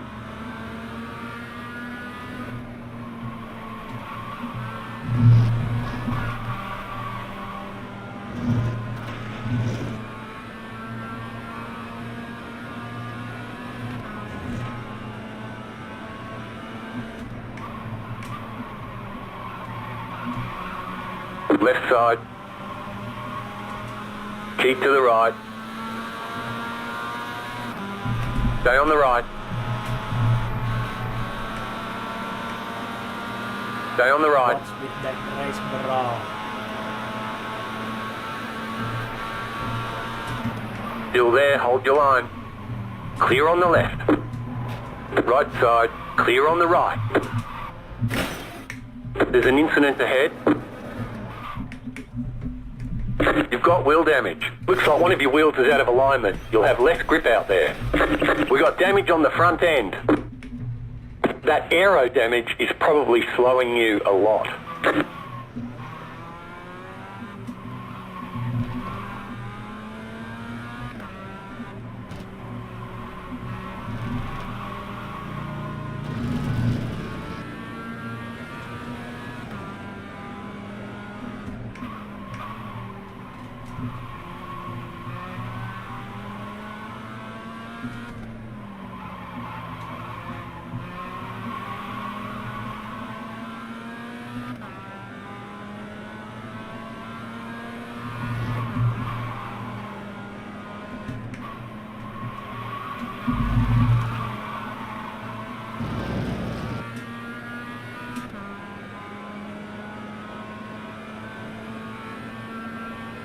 Car stop on the left.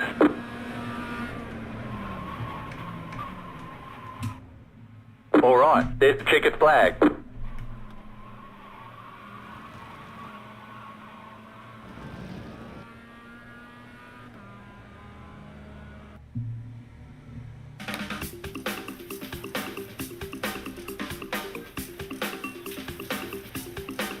Kurt Sombero is a chef who prefers to swap out aluminum foil in favor of organic materials to impart more flavors into his dishes while keeping his use of foil to a minimum. So we're using organic materials that is gifted from us, from Mother Nature. So we're using green coconut. We're simmering some beautiful curry in there. And then we got here a beautiful corn that is cooked in its own husk. And then we got here some chicken wrapped in banana leaf with some mango curry inside. And then we got some sambal, stingray, that has turmeric leaf and then banana leaf as well. Turmeric leaf? Yes, madam. Wow, so banana leaf is quite common, but I didn't know that you can also use turmeric leaves.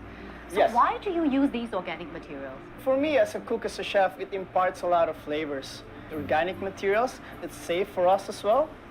I can't wait to taste test.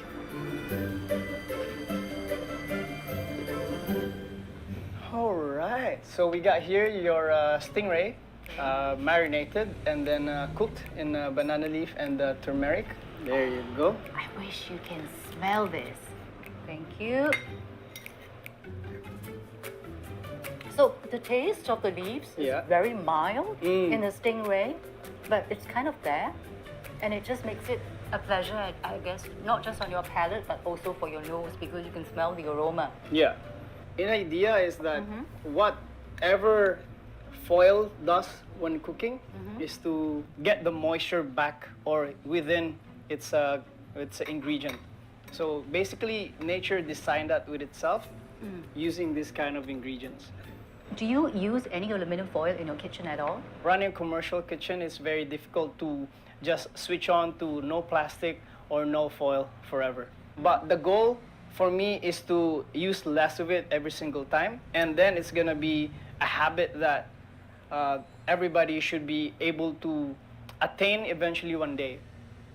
I would suggest that using aluminum foil, it always has to be not in abundance. So you keep it moderate, because obviously if you cook it in a high temperature, it's gonna leak out to the food, even though you use it once. But how about if you use it every day? Just to put a barrier between your food and then the foil would be a lot better to put either, say, a baking paper or let's say some banana leaf to make sure that it's not touching your food, because it lowers down the transfer of foil in your food. Thanks to Chef Kurt, I'm now inspired to try using some of these materials for my cooking next time. And after deep diving into aluminum foil, I'm happy to know that I haven't been poisoning myself all these years from cooking with aluminum foil. Chef, shall we again? Please do. I'm gonna try the prawn.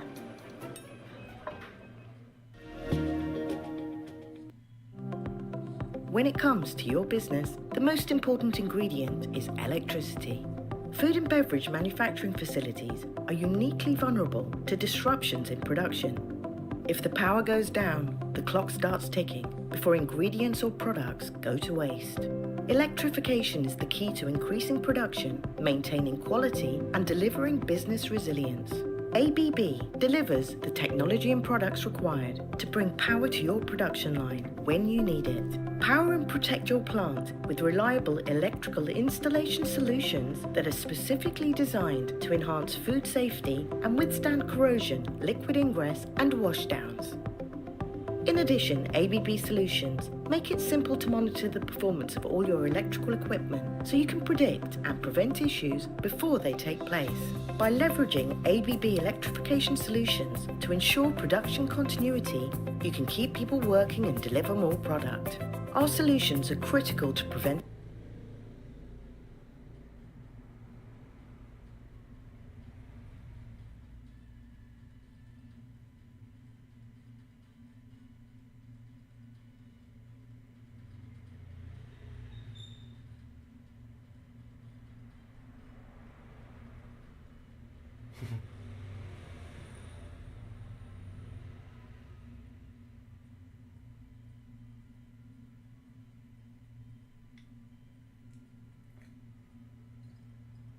I'm Mark Cuban. Let's answer some questions from the internet. This is Mogul Support. At Young Entrep Hub, what will be your best advice to those who are thinking of leaving their full-time jobs to become a full-time entrepreneur? Save your money first. Don't just leave unless you know what the hell you're doing. We hear all these stories about all these people who quit their job, started a company, and made all this money. What you don't hear are the stories of the people who quit their job, started a company, and failed miserably and are now working at a job they hate. Before you quit, be prepared, know what you're doing, save your money, have at least 6 months to live off if you can, and then maybe you're ready to start your business. At Alan Bramley, question, do billionaires create jobs? The answer is no. Entrepreneurs create jobs. I'm an entrepreneur and I do my best to create jobs. But the reality is, in order to become a billionaire, the one thing you have to have is luck. Any billionaire who tells you they could just do it again? No. You have to be lucky. Maybe you have a rich parent. Question I get asked a lot is, should billionaires pay more in taxes? Fuck yeah, we should pay more in taxes. I would not be in this position without this country, because nothing happens that's great, whether it's healthcare, teachers, roads, you name it, without people paying their taxes. It may be painful when you write that big check, but just think about how you got there. One of the most patriotic things that you can do when you're wealthy is pay your motherfucking taxes. At JCBAYC, you have 6 months to make as much money as possible. All you have to start with is a phone and $500 in cash. What are you doing? JCBAYC, that is the best question I have ever been asked in my entire adult life. I am really, really, really good at sales. I'm gonna find a sales job because I already know that if I'm on to my last $500 and all I have is a phone, I am going to get that job and I'm gonna learn more about that industry than anybody on the planet. And I'm gonna set a commission as high as I possibly can. And 3 months in, when I've demonstrated that I am the best salesperson in the history of that company, I'm gonna walk into my boss's office and I'm gonna tell him, or her, you're either gonna pay me this amount of money to keep me, or I'm gonna start my own business selling this stuff. That is exactly what I would do. Everything always goes back to sales, no matter what. At AnJane_1, if you buy shares of a sports team, is it a gamble or an investment? It's a gamble because you're a minority shareholder, you have no rights. At Mike25748592X, question, is the customer always right? No! The customer is rarely right. That doesn't mean you don't have to keep them happy. Do customers make choices? Of course they make choices. We're all customers. We know how we choose what we buy and what we don't buy. But the reality is you don't spend a minute of your day wondering what the next product should be at 7-Eleven, do you? The customer is not the one who comes up with the ideas. It's the entrepreneur that comes up with the ideas. Ed James wants to know, what are some great businesses that people don't realize? I'm gonna tell you a couple easy off the top of my head that if I wanted to start a company, I would seriously look at this. Number one, Alexa. Alexa has so many capabilities and so many people have them, but they have no idea how to use any of the programming or scripting capabilities of Alexa. You can go and start a business where you could go to your neighbors, to car dealerships, to businesses, and show them for $50 an hour or more how to use their Alexa in their homes to save energy, to save time in their businesses. And two, that leads to the same thing happening with large language models like ChatGPT. There's new features coming out in ChatGPT and its competitors every single month. So if you just get involved and stay ahead, you're gonna be the person in demand selling your services on how to prompt ChatGPT to help a business or even to tutor kids on how to best use it for school. At Cinemod is back. If you could change one thing about the sports industry, college or pro, what would you change? Dumb question, I'd change the officiating.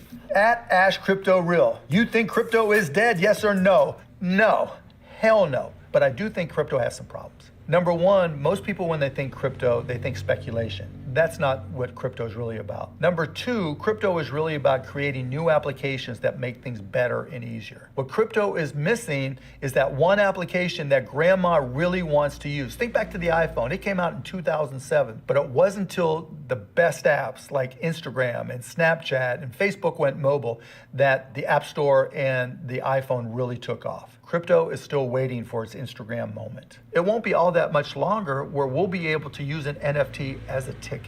Once the ticket is resold, we don't make a penny. The scalpers make all the money. If that ticket was an NFT, and it will be in the future, every time it's resold, The original ticket holder can make some money. The team can make some money. You can't do that with physical tickets. You can't do that with traditional digital transfer. You can do that when you turn it into crypto or an NFT. When that happens, crypto go up. At Blessin910-77312. Why do most businesses fail? Lanjut terus bareng Rexona. Baru Rexona Men Fresh Strike Garuda Edition dengan sensasi segar dingin 72 jam non-stop. Number 1, sales. No business has ever succeeded without sales. Period. End of story. Number 2, preparation. When you go to start a business, have you done all the homework to know about your industry, your competition, your products, the profitability, your customer base, their demographics? You need to know these things. 3, effort. It is not easy starting and running a business. It's hard. If it was easy, everybody would do it. And 4, brains. You got to be smart. You got to learn this stuff. You got to put in the effort. You have to be curious in order to be successful at business. You do these 4 things, Blessin, and you'll be okay. Company doesn't do them, they're in deep trouble. At Ghost93_X. Everybody losing money in NFTs. Why are you still here? LOL. I got a handy dandy graph. This is the NFT market, and this is the volume of the profit of a business have you needed without sales. Period. End of story. Number 2, preparation. When you go to start a business, have you done all the homework to know about your industry, your competition, your products, the profitability, your customer base, their demographics? You need to know these things. 3, effort. It is not easy starting and running a business. It's hard. If it was easy, everybody would do it. And 4, brains. You got to be smart. You got to learn this stuff. You got to put in the effort. You have to be curious in order to be successful at business. You do these 4 things, Blessin, and you'll be okay. Company doesn't do them, they're in deep trouble. At Ghost93_X. Everybody losing money in NFTs. Why are you still here? LOL. I got a handy dandy graph. This is the NFT market, and this is the volume of sales. Basically, it sucks. You know how many other industries have sucked? There was a time after the internet stock market crashed where Amazon was selling for $5 a share. Microsoft was selling for 100th of what they sell right now. You ever been in the trading card industry? That Mickey Mantle card, that Steph Curry card, goes up, goes down, go up, go down. The same thing is happening to NFTs. Now, there are some people that would tell you that this is the best time if you're an NFT collector to buy an NFT. I'm not going to tell you what you should or shouldn't do other than to say with NFTs, the best time to buy is when you're a collector and you love the NFT. Don't buy to speculate. I'm going to say it to you for the people in the back. Don't speculate. Yeah.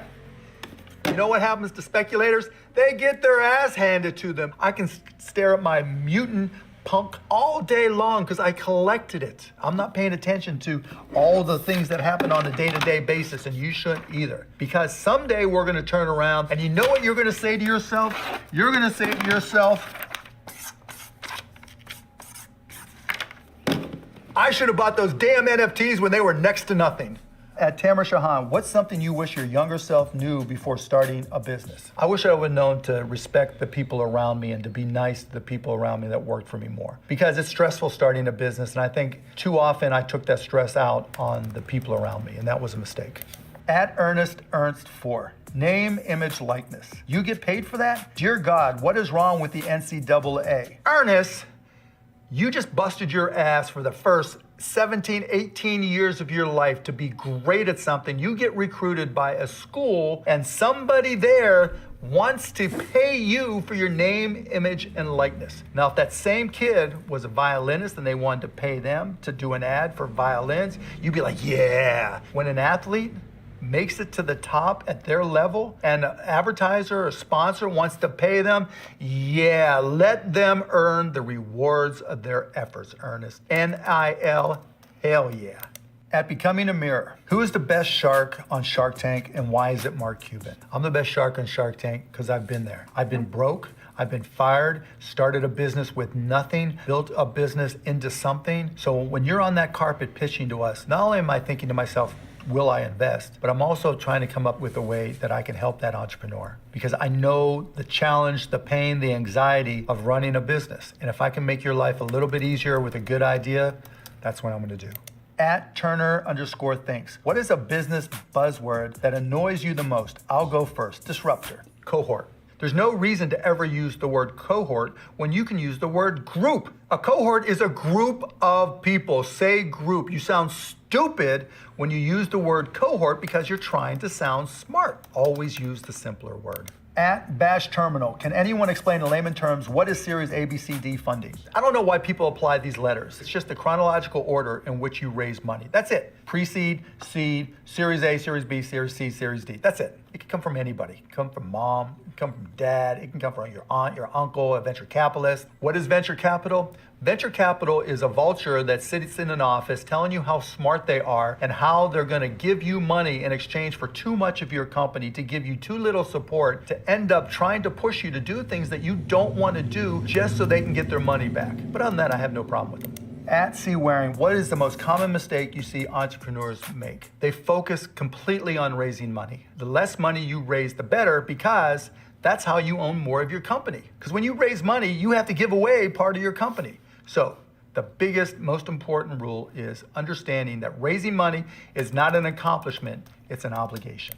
At Mahavir_Jin, what are the 3 daily habits or practices that have significantly contributed to your success? Read. Gotta learn. 2, be curious. Shit changes, you gotta always be curious, you gotta know what's up, you gotta stay on top of it. 3, be agile, because the shit's changing, because you're learning all this new stuff that you're curious about. You always gotta be agile and be able to adapt. And 4, ABS, always be selling. You gotta always be selling because that's the way businesses work. You do those things, you're gonna crush it. And the 4th, that was a bonus. I said 3 things, I can't count. At Joe Bass HD, what is the difference between cost per acquisition, CPA, and customer acquisition costs, CAC? Well, let's just start with cost per acquisition. This is the amount it costs you to acquire a customer. Then there is customer acquisition cost. That is your cost to acquire a customer. So the only thing missing between these two is the equal sign between them to tell you that they are pretty much the exact same thing. Typically what happens is people will go and advertise on social media platform and they'll spend $1,000.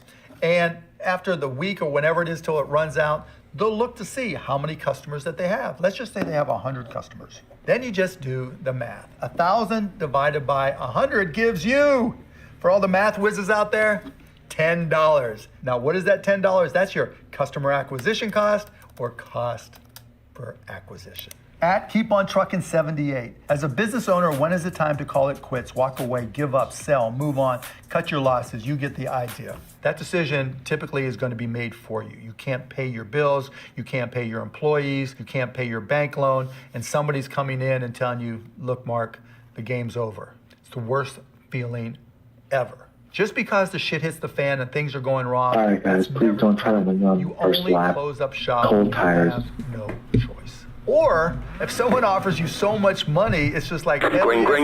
Look at selling it. Are you ready to take another step in your life? Is the most important thing to you running that business? The estimated strength of field is 1,154.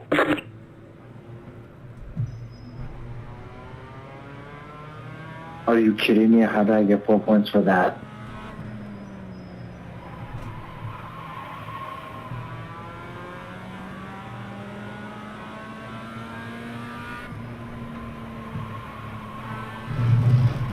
Old gay ass guy that spun out in the very beginning.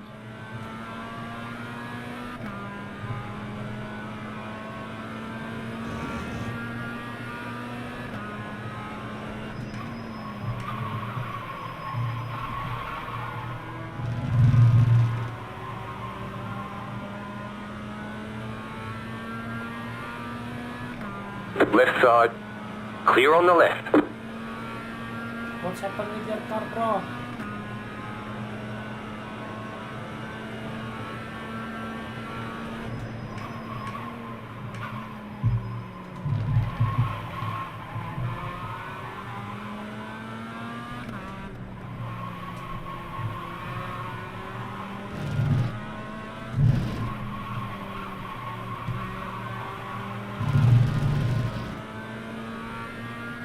The car stop on the left.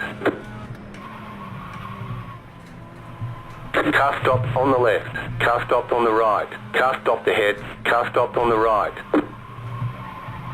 You got a slow car on the right. Car stopped on the right. Go left. There's an incident ahead. The next car's the leader. Go left. Fuck.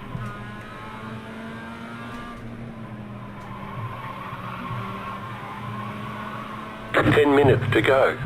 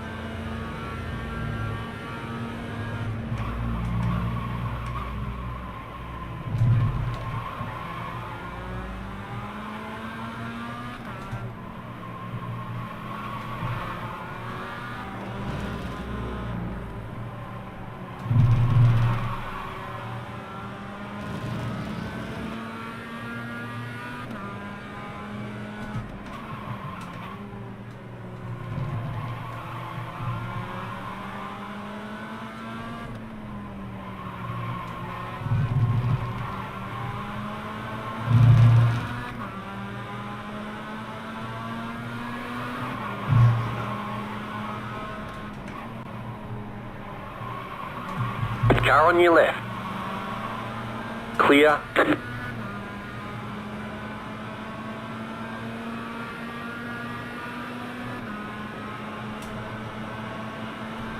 You're in fifth. Right side. Clear.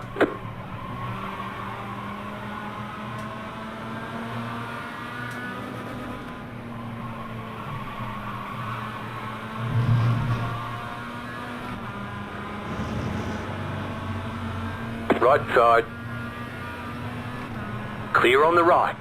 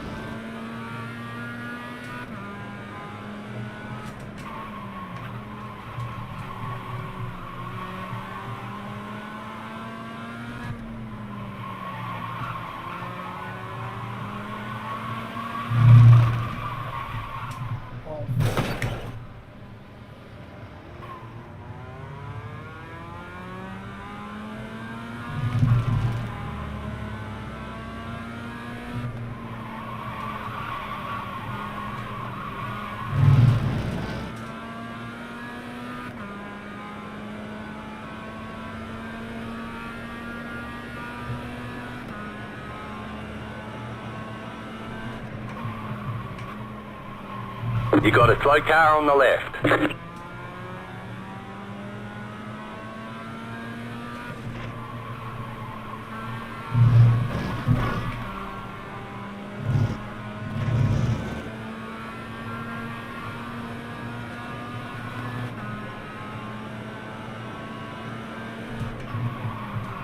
Left side.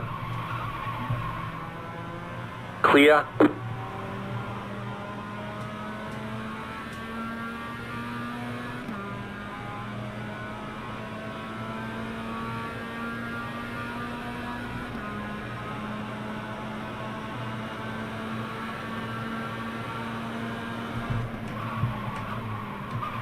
Car right. Clear.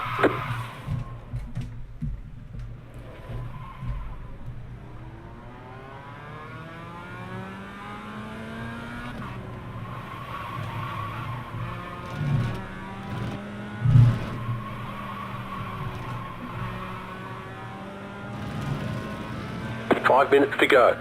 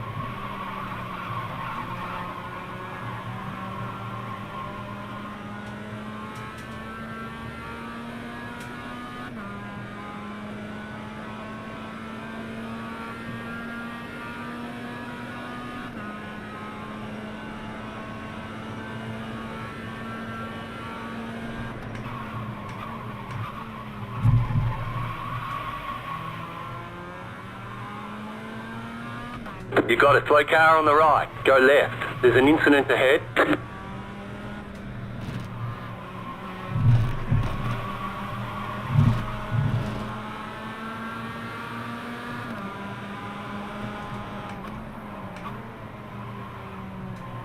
Right side. Still there. Hold your line. Clear.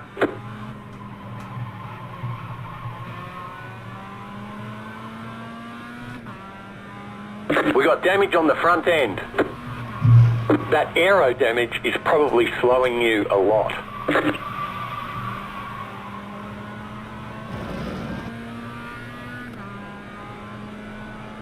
Car 11 has taken the lead.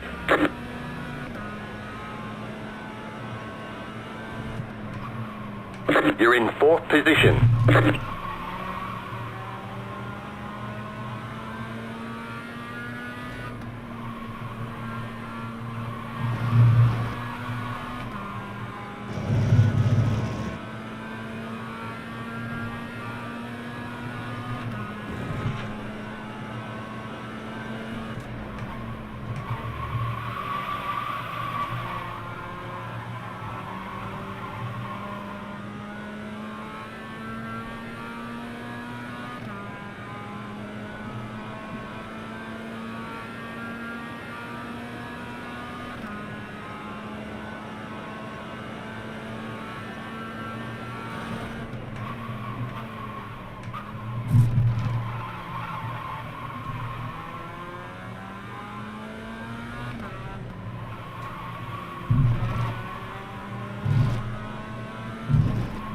You got a slow car on the right.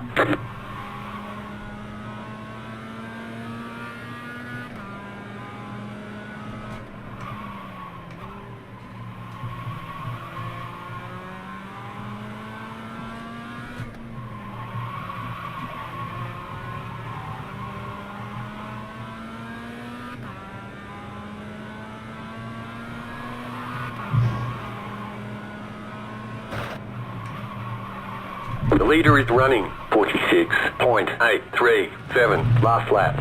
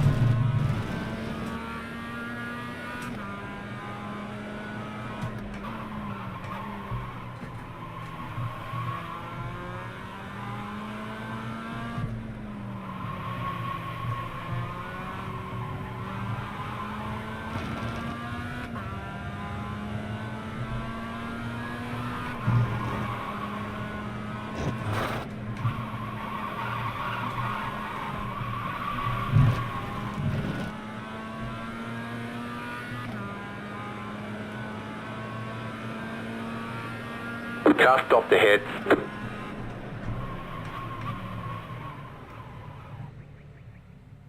There's the flag. It's over.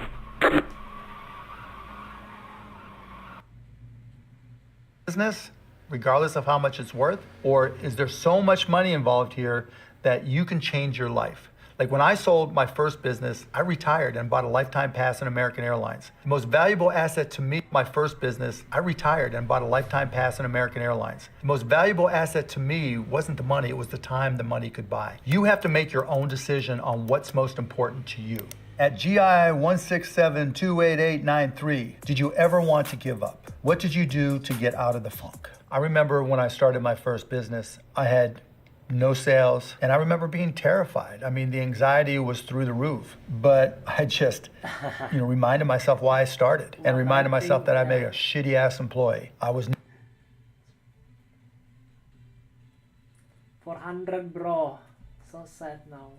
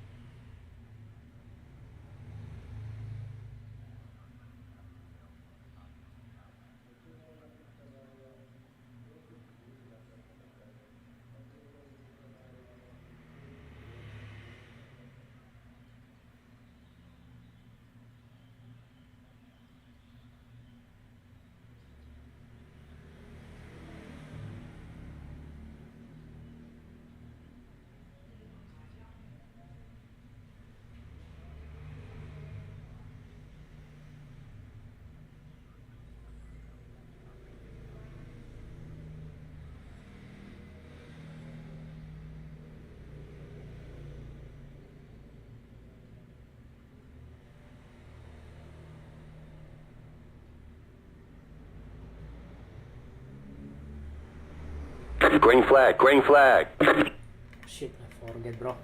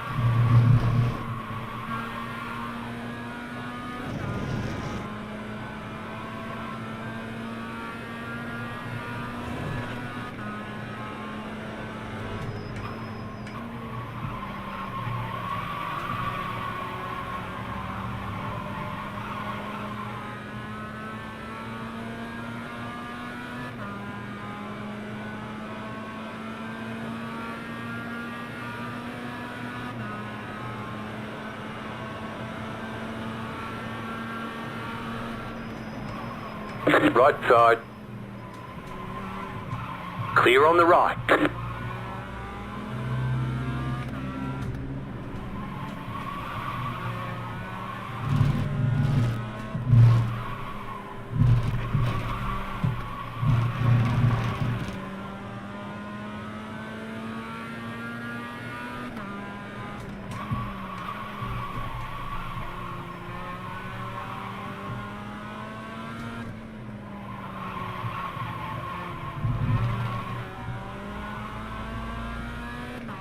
The lead is fitting now.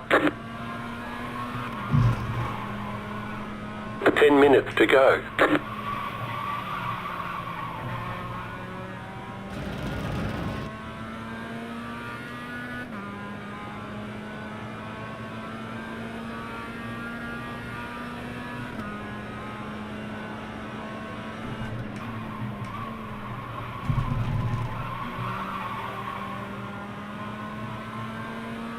Cast off the head.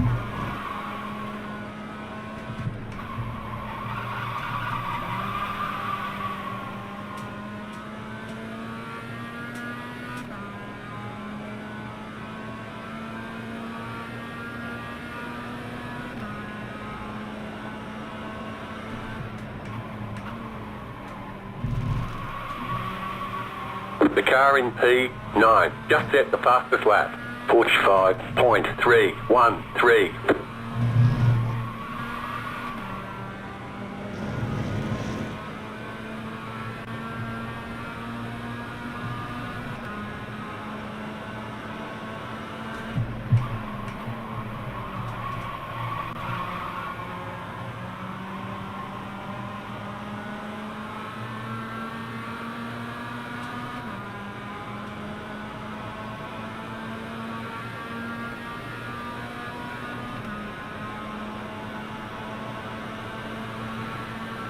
Car right.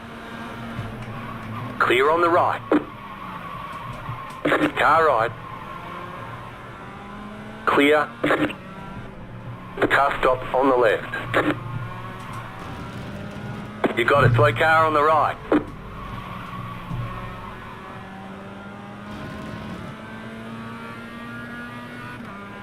Five minutes to go.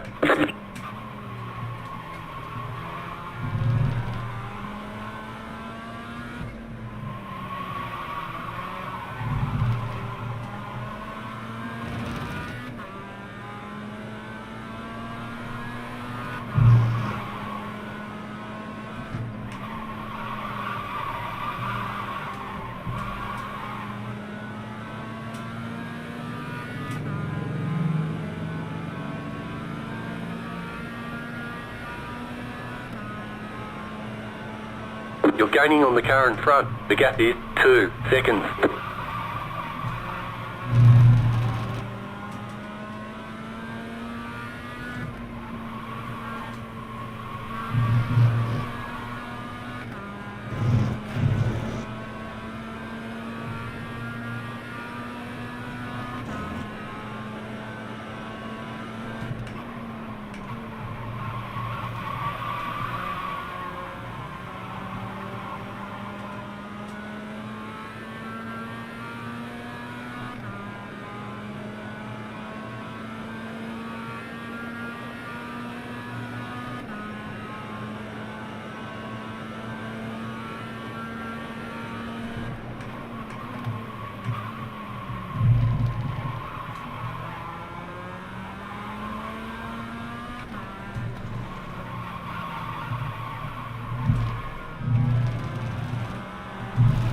Car on your left.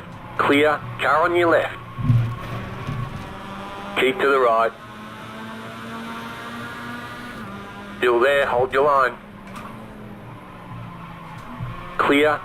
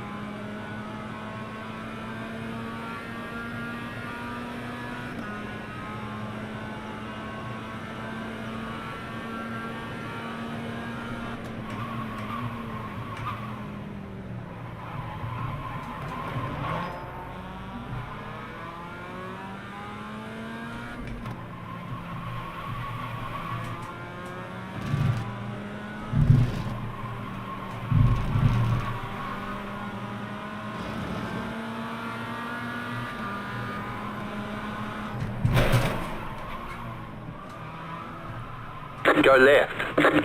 You've got wheel damage. Looks like one of your wheels is out of alignment. You'll have less grip out there. The car behind has gone off. We got damage on the front end.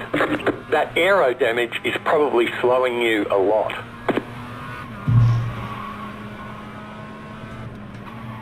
The leader just did a 46.839. White flag. One more lap to go. Car 4 is up the front.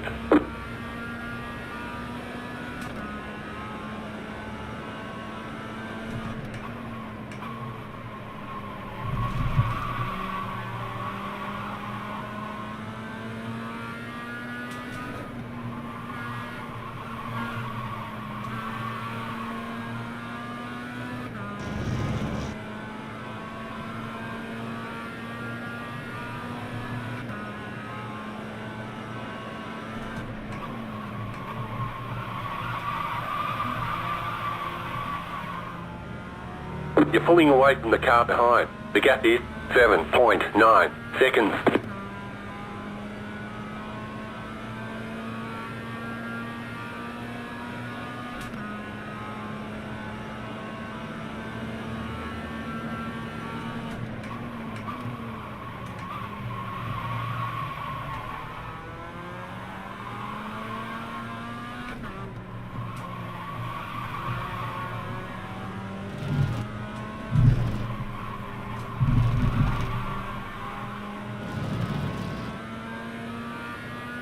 You got a slow car on the left. Car stop on the left.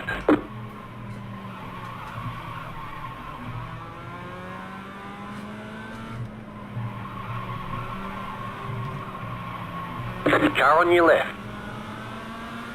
Still there, hold your line. Clear on the left.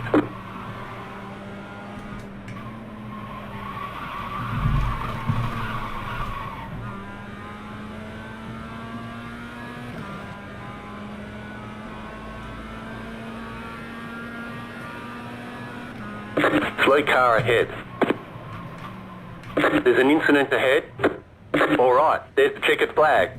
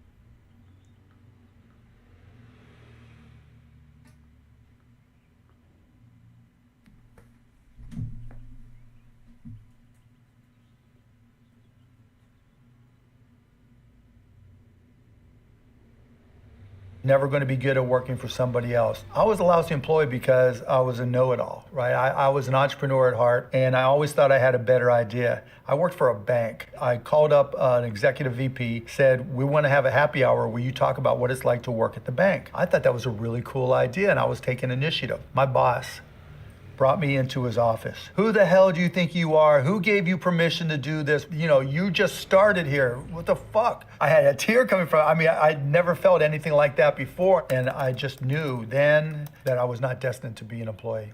At Obi Rao Kenobi. Why the fuck is medicine so expensive in America? This is bull. Yes, it is, Obi Rao Kenobi. And what I've learned in disrupting industries, when an industry's been doing it the same way for decades, that's one green flag for me to get in. When that same industry does everything possible to complicate the business so no one else can get in, that's a second green flag for me to get involved. Third, when it's so complicated, but when you look at it, it's like, this is a simple business. You know what the prescription drug business really is? Somebody makes the drugs, somebody buys the drugs, someone prescribes the drugs, someone sells the drugs. That is it. That's the whole prescription drug industry. And so when I saw that, I'm like, this shit's gonna be easy, not cheap, but easy to do. And so we started costplusdrugs.com in January of 2022. When there's an industry that's doing it the same way forever, making things more complicated, and everybody hates them, that is the best place to start a business. So you too can dunk on whoever you choose to dunk on. So those were all the questions for today. Thanks. There were some amazing questions. I really enjoyed them. If I can leave you with an industry that's doing it the same way forever, making things more complicated, and everybody hates them, that is the best place to start a business. So you too can dunk on whoever you best place to start a business.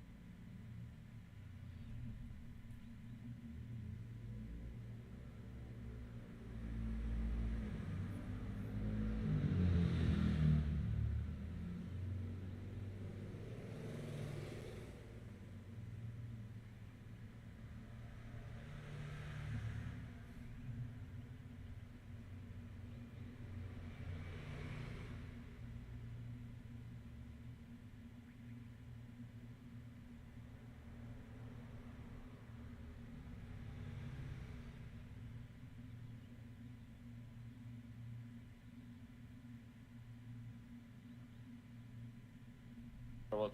It's not serious. I've been run by 4 heroes for 20 minutes straight, while you and Stormfar. Do you know what do you why? want me to do? Do you know why? Why? Because when you look at your minimap and you don't see anyone mid and you don't see anyone bottom, what do? You don't run up to the creep wave and die.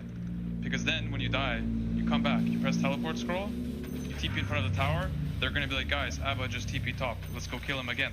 Because what else is there to do? Why don't you just look at the fucking map, wait for info, and make decisions, instead of just running like a fucking monkey, just constantly top wave, top creeps, top creeps, top creeps. Like, it's not that hard. This game is really easy. This game presents data for you to look at and to think. Use your fucking brain.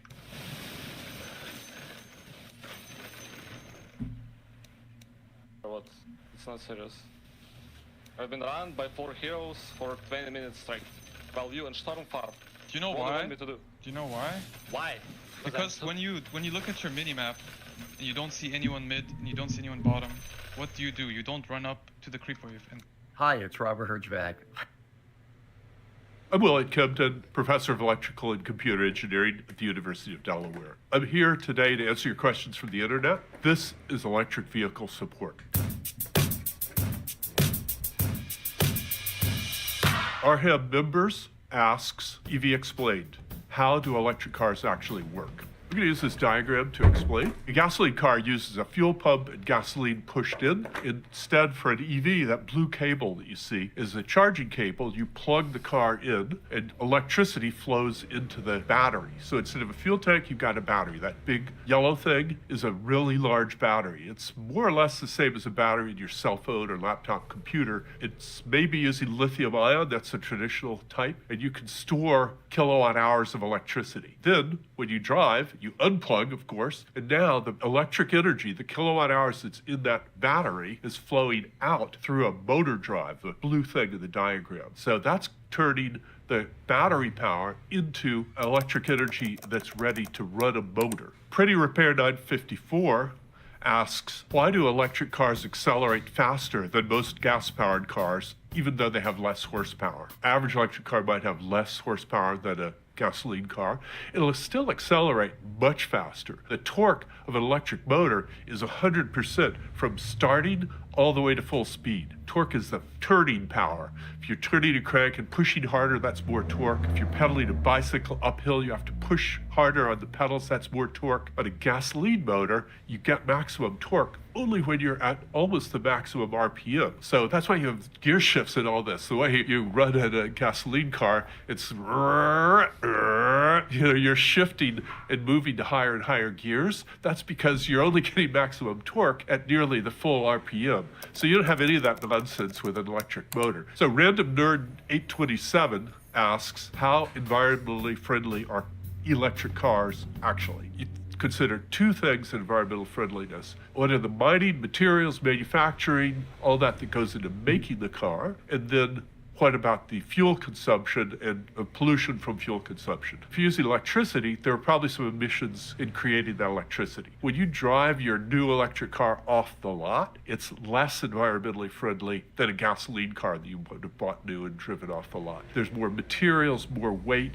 and some of those materials have environmental impacts. So actually, the embodied environmental cost of the car is a bit higher. Not a huge amount, but maybe 30% higher, something like that. If you are using gasoline or diesel, obviously you've got emissions right out of the vehicle. That is so much dirtier that over the time of driving the car, and maybe as soon as 2 years after you've bought it, you're already ahead. And over the life of a car, typical car in the US lasts 12 years or so, you're much more environmentally friendly. Okay, more Cowbell 520 asks, will we see 600-mile range EVs standard in the next 10 years? We have an announcement from Toyota that they will have a 900-mile Toyota in 2027. That's, 2 years, not 10 years. But you said standard. Do we want a 600-mile standard for EVs? I would say no on that. Maybe you need 600 miles or 900 miles or 1,500 is certainly possible with batteries that we see now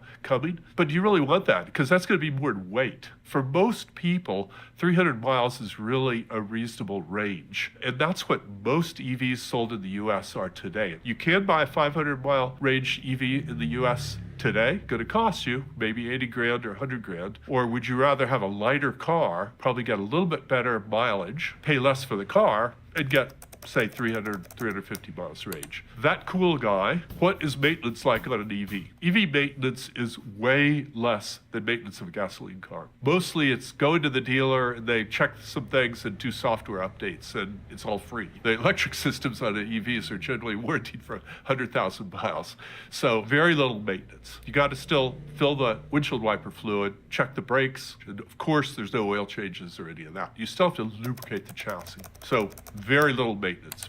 Bean Tiger asks, China makes cheap electric vehicles. Why can't American shoppers buy them? The purpose is to protect the American automotive industry. If those were let in at very little tariff, it would be very hard for the U.S. automotive industry to develop EVs, which is what they're very furiously trying to do now. The Chinese have, as a national policy, have emphasized new technologies, not sort of supporting legacy technologies. So they are the world's global lead in solar panel manufacturing. They are making more wind turbines than I think all the rest of the countries of the world combined. And they've moved way ahead on electric vehicles, way ahead of any other company with legacy automotive industries like Germany, Japan, Korea, the United States, obviously. They have emphasized, in the case of electric vehicles, learning how to make them and having a bunch of companies competing with each other to make very high quality, very good, well-engineered electric vehicles. Morgan Zella asks, does carbon footprint of EVs web and having a bunch of companies competing with each other to make very high quality, very good,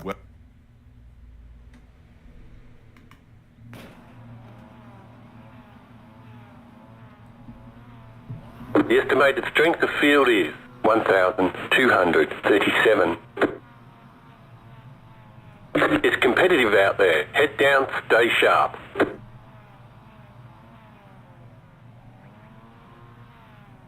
Everyone's gridded.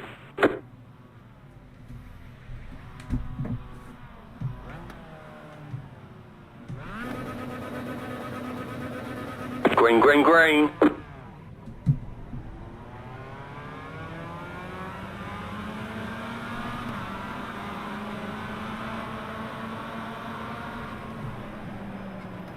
Car right. Clear on the right. That's dangerous, my bro.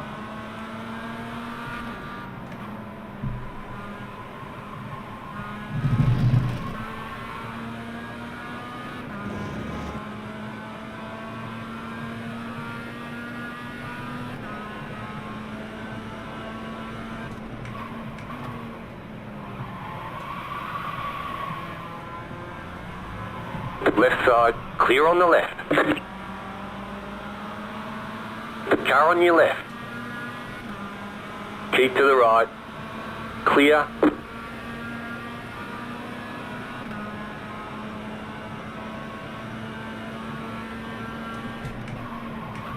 Car right.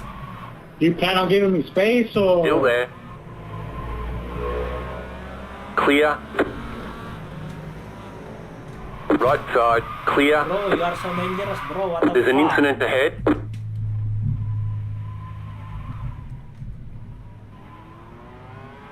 We got damage on the front end. Reduced aero might slow you down on the straight.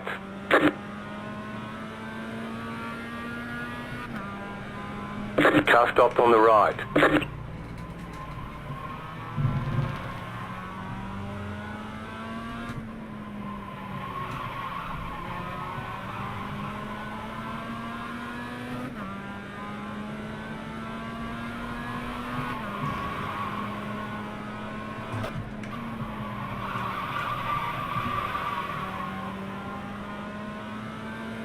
Ten minutes to go.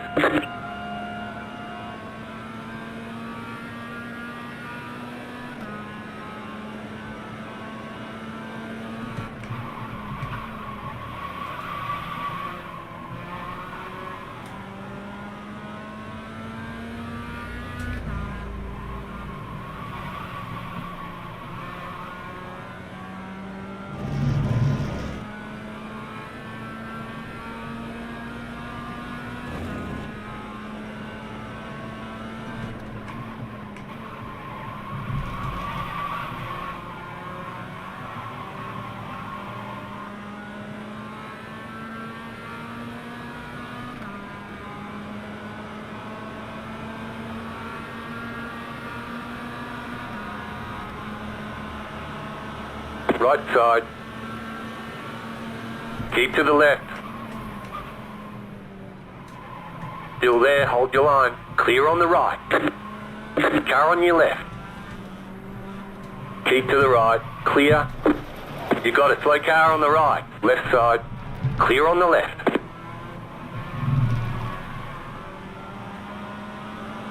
Right side.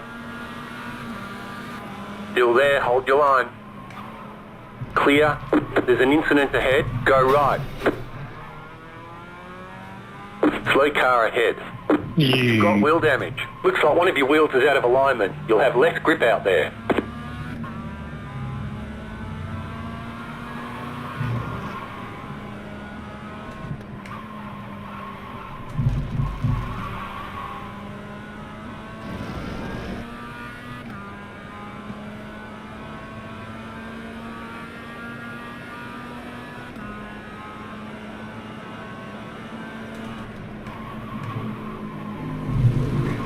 You got a slow car on the left. Go left.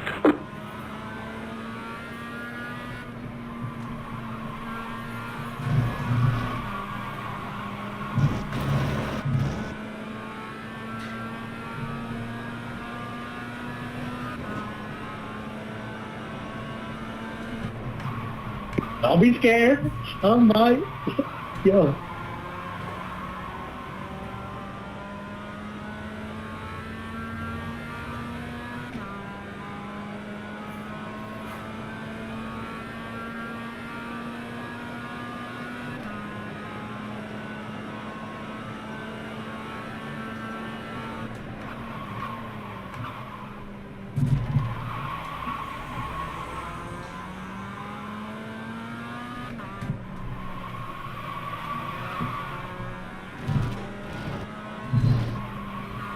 No fucking way, bro. My monitor just went black.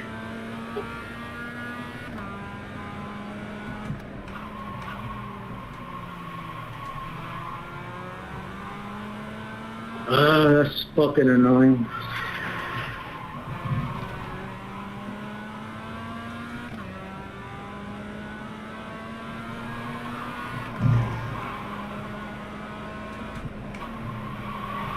Damn, bro, I was hauling ass.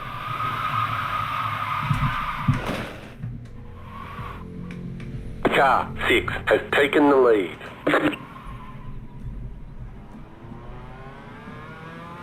We got damage on the front end. That aero damage is probably slowing you a lot.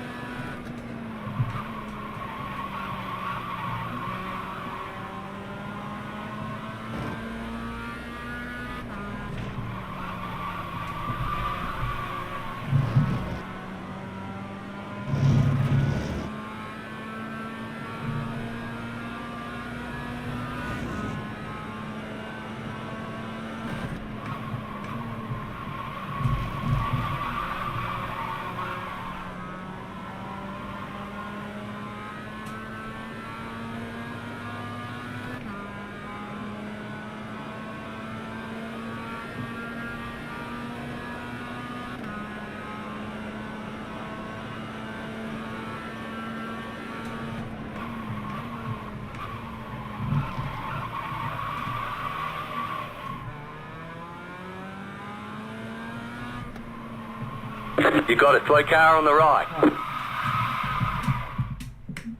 5 minutes to go.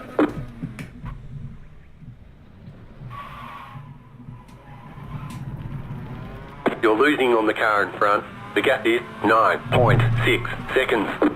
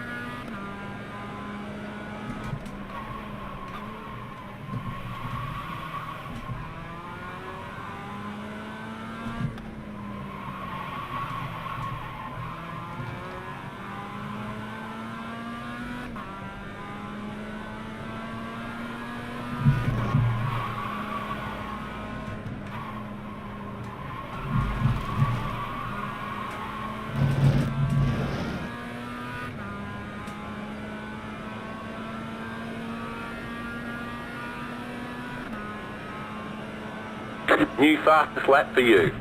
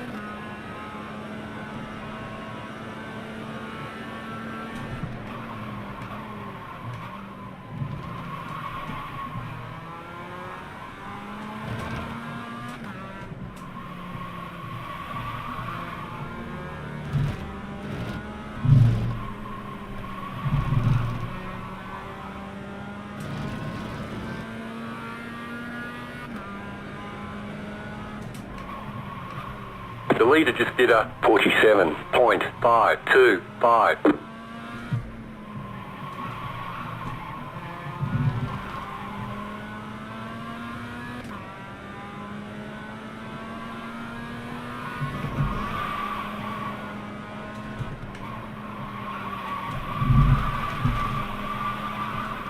You just got the white flag. That means one more lap to go.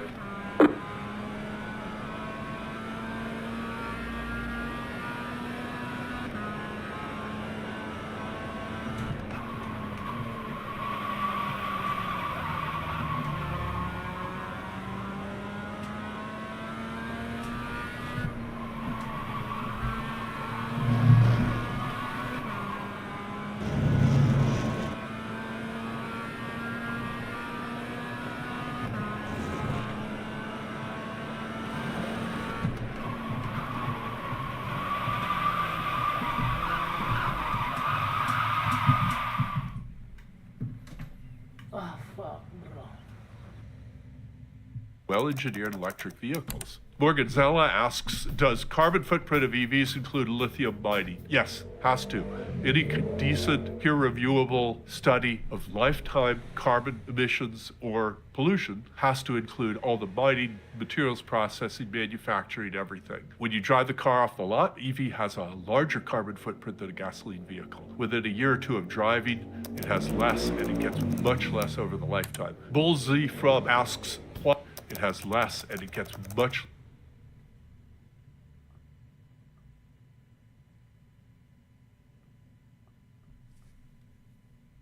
less over the lifetime. Bull Z from asks, why are hydrogen cars not more prevalent than EVs? Just from an energy standpoint or an efficiency standpoint, hydrogen cars, you start with electricity, maybe get natural gas, but ultimately you're going to have electricity making hydrogen. So you lose half the electricity when you turn it into hydrogen. And then you've got the energy of the hydrogen that goes into the car instead of plugging in electricity straight into the car. The car has a tank. Well, that's cheaper than a big battery. Great. But now when you take that hydrogen and turn it into electricity to drive the motors, you're losing another half. So you start with electricity, you knocked it in half to get to hydrogen, you lose another half to turn it into electricity to run the motor. When you take electricity and put it straight into the car's battery, you're losing maybe 10%, 20%. So hydrogen, you're using almost 4 times as much electricity to drive the car. Electrical Hyena 5164 asks, do EV batteries really outlast the car?